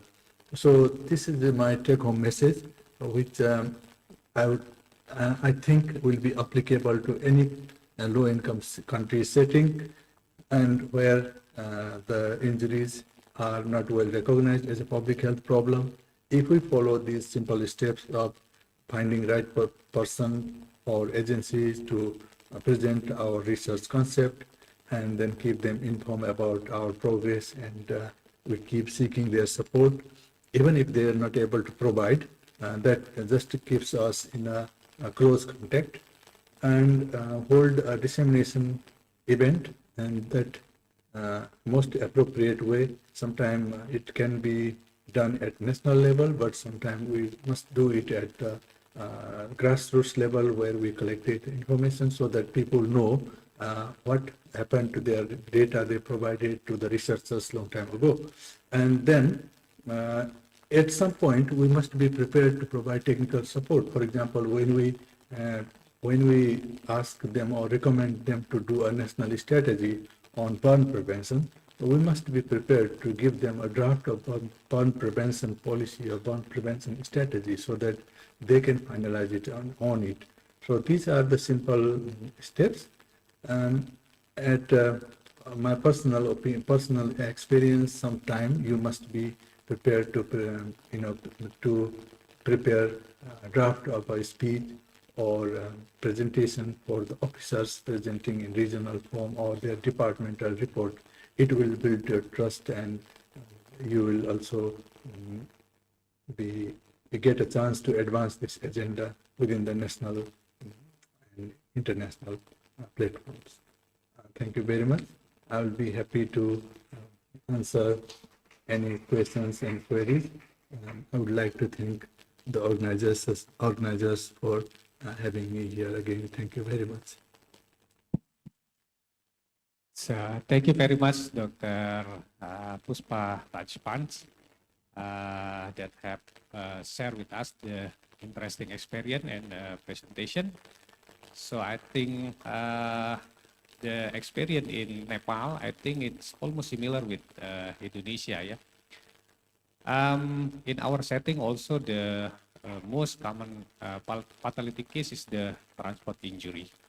So if we going to the hospital, if we look at the emergency room, usually there are many cases of the transport injury. So I think also there is some similarity between Nepal and Lombok especially. We know that Nepal is famous with the Himalaya mountain, with the Everest peak, yeah. And also, yeah, in Lombok we have the third highest mountain in Indonesia. Yeah, we have the Rinjani mountain. I think it's also famous in Lombok, yeah, in Indonesia. So thank you very much, Dr. Pan, for your interesting Thank you. Presentation. And then we move to the last speaker in this plenary session. So I think we have already knows, yeah, Dr. Yoga. So Dr. Yoga is our colleague from the University of Mataram. Now she is the coordinator of the specialist program in Archipelago Medicine in Faculty of Medicine and Health Sciences, University of Mataram. Her research focus on the medical education, professional identity development, and community health in coastal area. So Dr. Yoga will present her experience with the topic of advancing health curriculum for the island setting toward equitable and contextual medical education. And she will focus to approach to the medical education to address the unique challenge of small island developing state and remote island communities. Please, Dr. Yoga.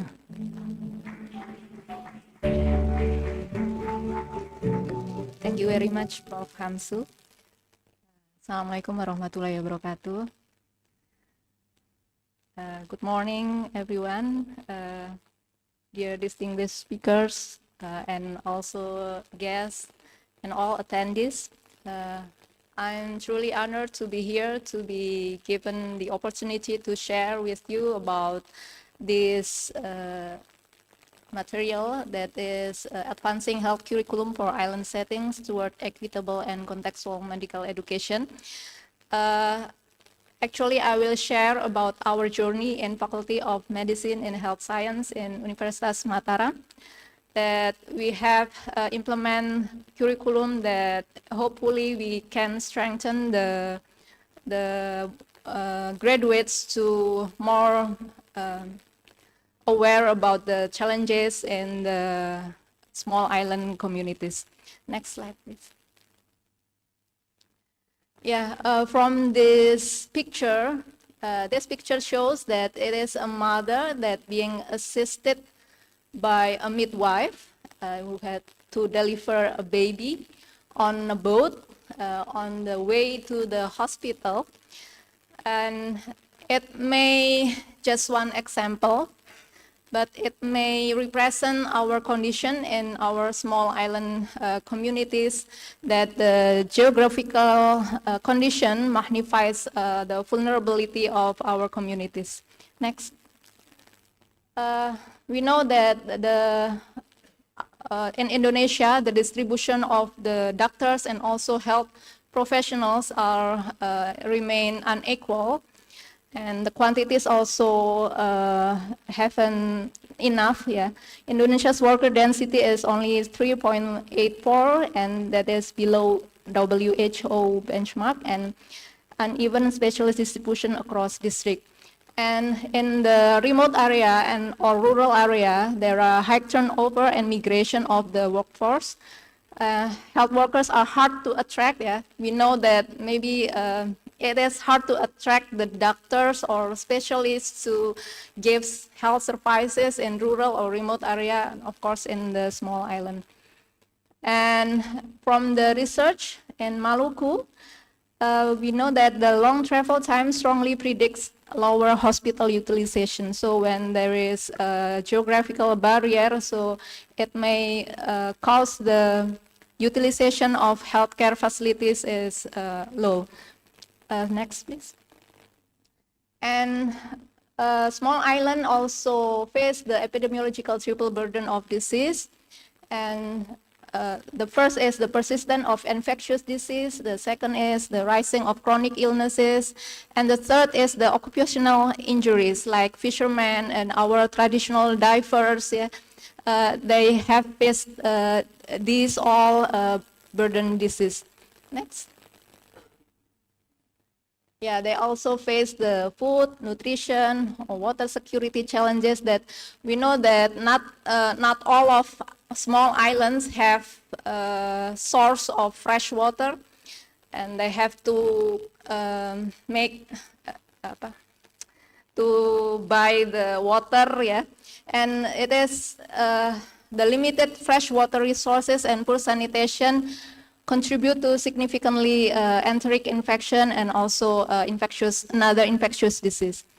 Next. Yeah, the previous speakers also have talked about the climate change and also environmental health risks.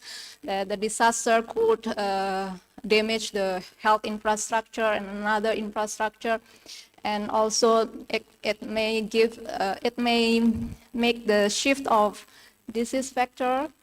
And they also face the marine pollution. Yeah, marine pollution threatens food safety, water safety. Next, please. and it worsening the social vulnerability, resilience, and also they have to face the mental health. And of course, in small islands, there also face the limited health facilities, mental health facilities, and also it will worsen the condition of the population. Next. If previous speakers have talked about the vulnerability and disaster, and maybe I want to share about medical education perspective to strengthen the curriculum to make the students more characterized, have character that can give services in rural or remote areas. This infinity loop symbolize our efforts that it continues, it continues.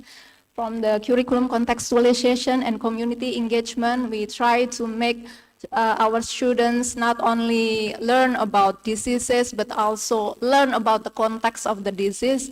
And they have to immerse with the community to interact and try to face what challenges and barriers that have to be faced by the population in small islands. And why we implement this, we try to make workforce retention. Yeah? So when the students have the character, specific character that they can motivate to stay and give contribution to small island communities. So hopefully we can achieve the equitable health outcomes. Next slide. This is one of my college's research. His research is in Nusa Tenggara Timur or East Nusa Tenggara, and he tried to observe and qualitatively research in the doctors. He tried to understand how the doctors there can be motivated to stay there. Yeah. And the first factor is family connection. The presence of family in rural setting is the most consistent factor and significantly reducing feelings of isolation. So when the doctors stay at the rural area with her or his family, they feel supported, not isolated, and they also thinking about the access and cost for their family members, and it is heavily influenced the long-term decision to stay there. And the second is self-actualization. Yeah, the deep satisfaction derived from the clinic's impact, community change, local recognition, and work-life balance is another factor. And not only incentive or maybe the financial consideration, but the self-actualization also the great factor for they stay. And these spiritualist, idealist, infatuated, family-oriented, and agent of change are the character that recommended by this research to be built or to be strengthened in our students. Next.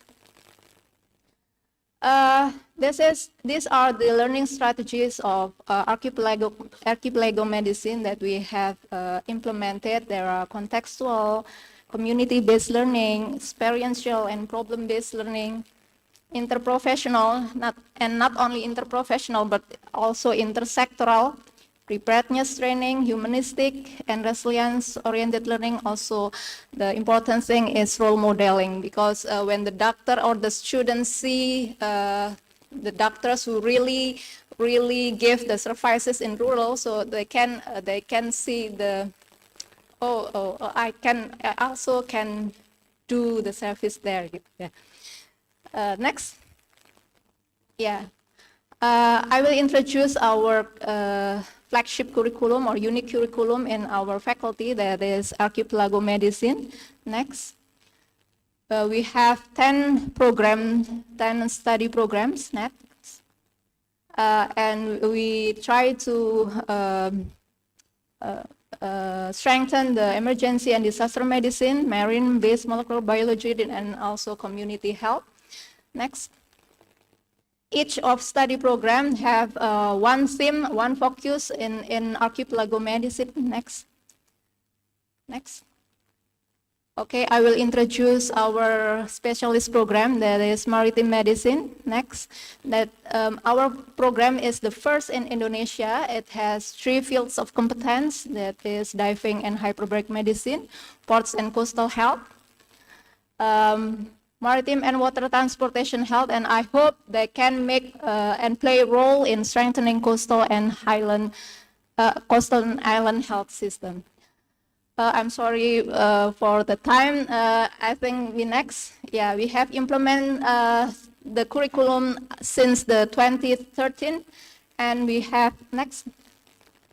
Yeah. Okay, next. Yeah, we also conducted applied training in water rescue and disaster response. Next. Yeah, we have a partnership and intersectoral collaboration with another unit. Next. Yeah, with Puskesmas Nipah, or we make rotation in coastal areas. Next. Yeah, and we feel and we face another challenges and barriers when we implement the curriculum, like the place, geographical barrier still a barrier for us to implement the curriculum, the people, policy, proof, and perception. Maybe to the last, next, yes, next. Before, yeah. Because my time is not so long, so I straight to the conclusion that when we want to strengthen our curriculum, we have to move our curriculum or our strategies to beyond classroom walls, so we can make the students more immersed and interact with the communities, with the real problems in the communities, and hopefully it will strengthen their character, and hopefully it will improve the health equity from the human resource of health workers perspective. Thank you very much.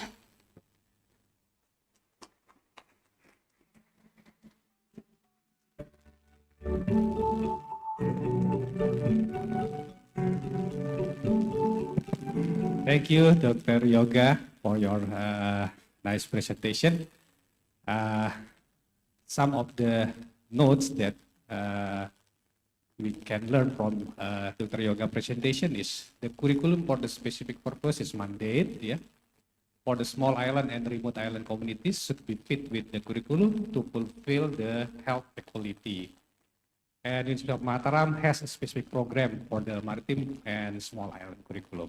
So thank you, Dr. Yoga. Your time is very good, because today is Friday, so we have the schedule for the Friday prayer for the Muslim.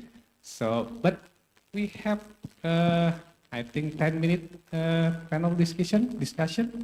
So we invite Prof. Richard Franklin, Prof. Jun Kobayashi, and Dr. Yoga to coming to the stage. And we hope there is some question from the floor. And also, Dr. Pan, maybe you can stand by in the online, whether there is the question from the floor.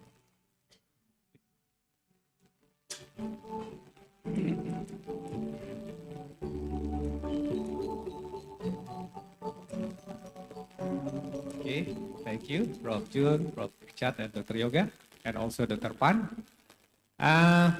Next, maybe we have 2 or 3 questions from the floor. Maybe if you would like to ask, maybe please told us your name and for who the question. Please, in the middle table.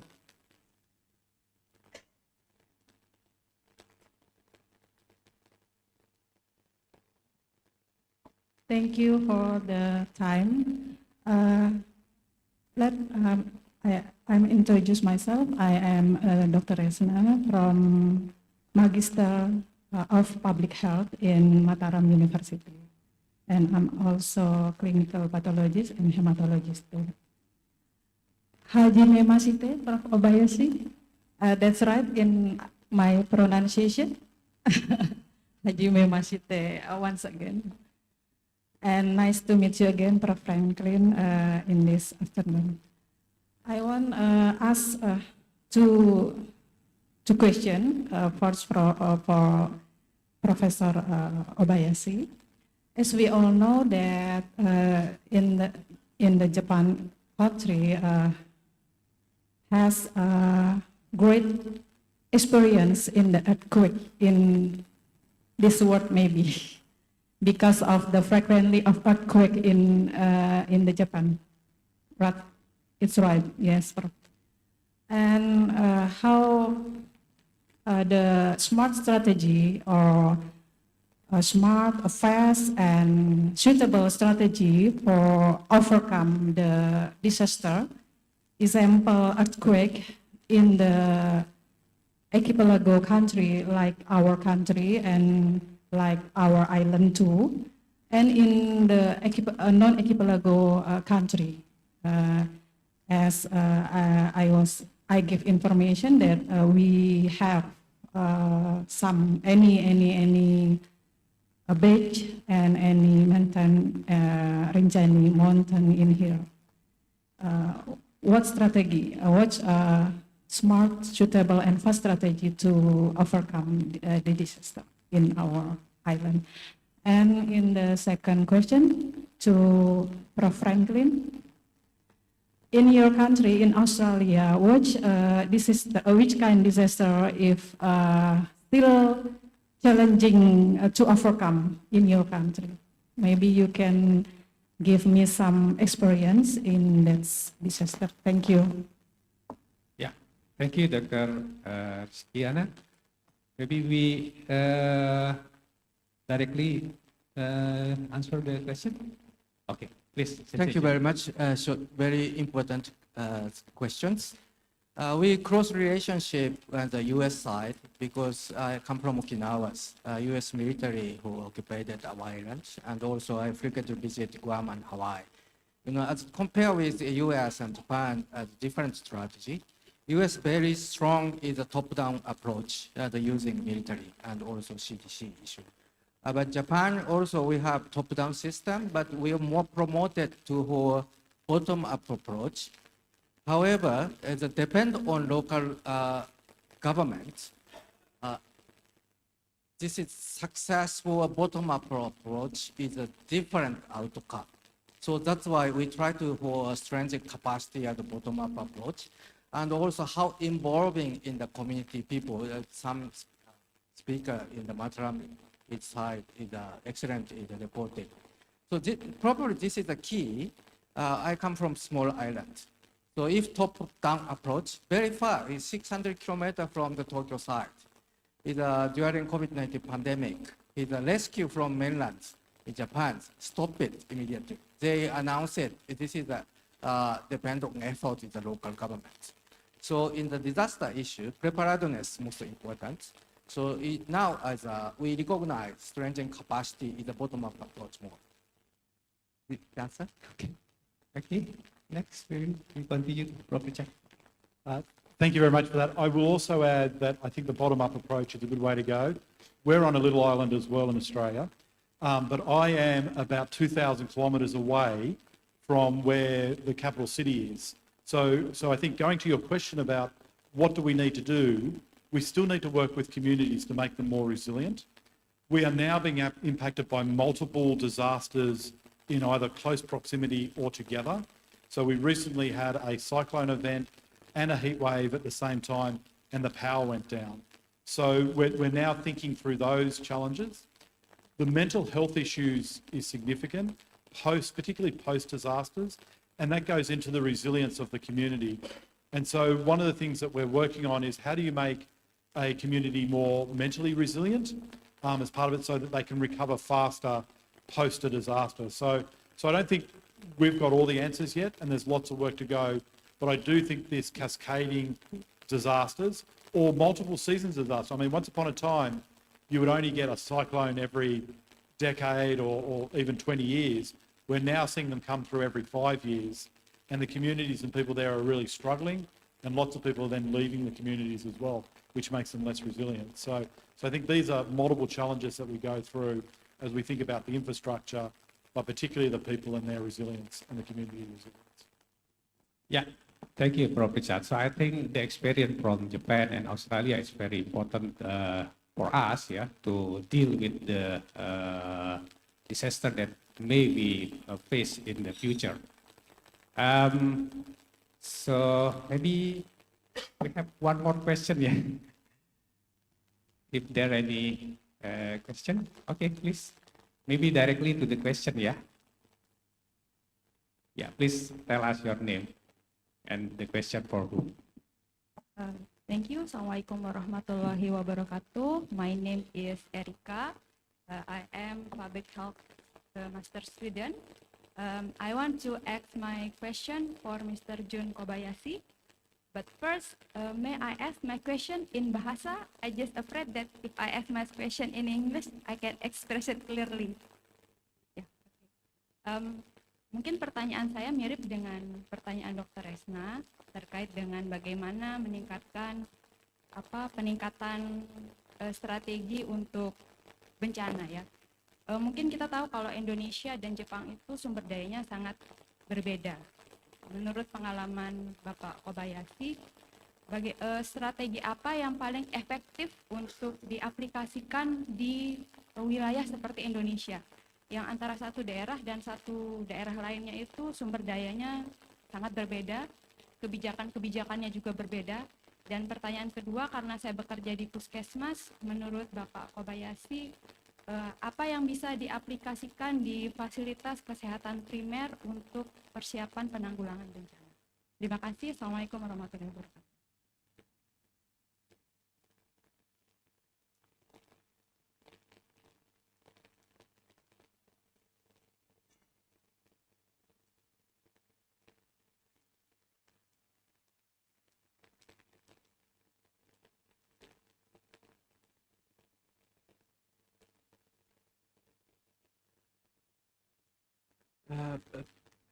I would like to talk for Indonesian people who are no pessimistic anymore.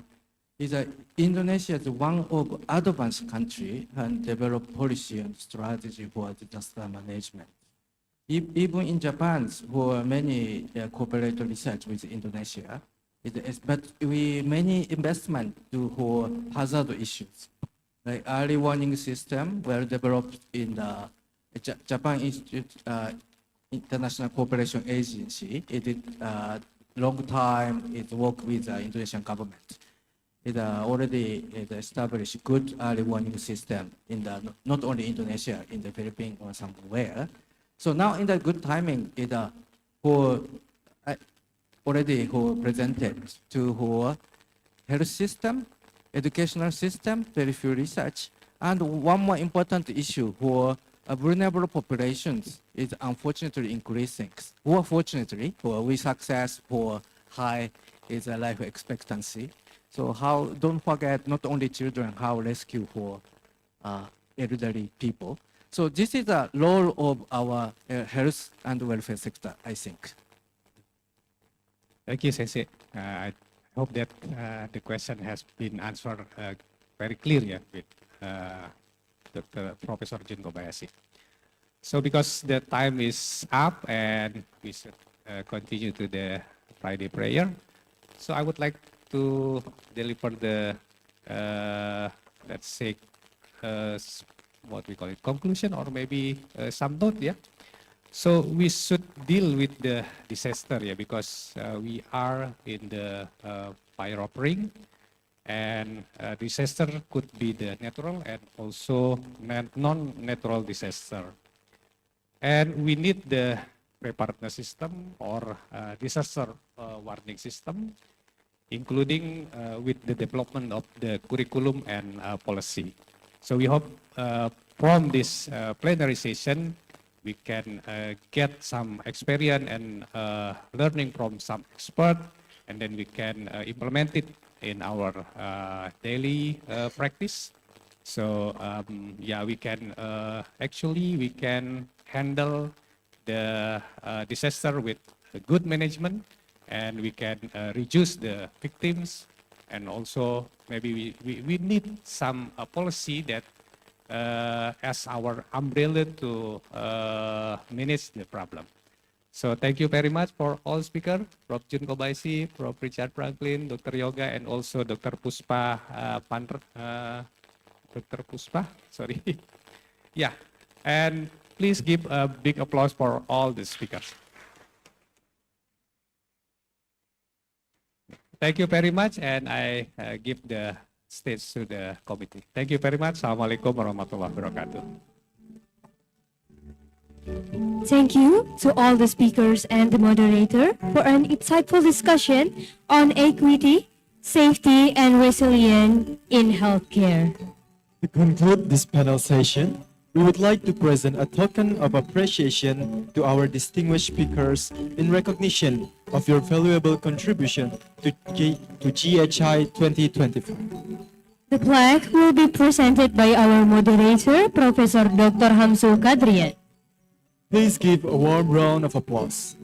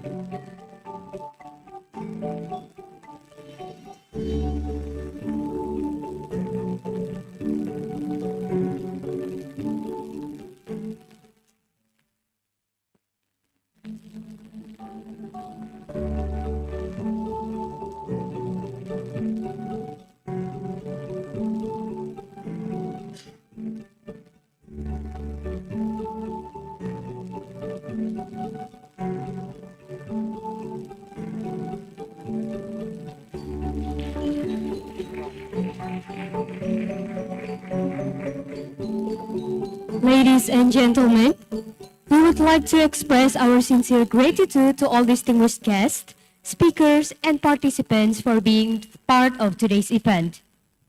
Now, we will have a lunch break, which will be served on the first floor at the Cindrawasih restaurant, held in parallel with the poster workstation for day one. Please enjoy your lunch, and we encourage you to visit the poster gallery and explore the innovative research presented by our contributors. For those attending Friday prayers, the mosque will be located approximately 500 meters from the hotel. And a gentle reminder, the oral presentation session will be conducted online at 2 p.m. after the lunch break.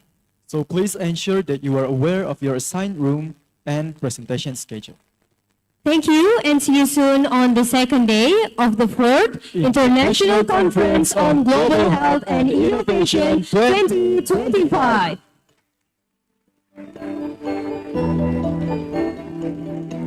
Kepada hadirin yang terhormat, bagi yang ingin melaksanakan sholat Jumat, kami persilakan untuk melaksanakan ibadah terlebih dahulu, karena lunch akan tetap ada bahkan setelah sholat Jumat diselesaikan. Terima kasih.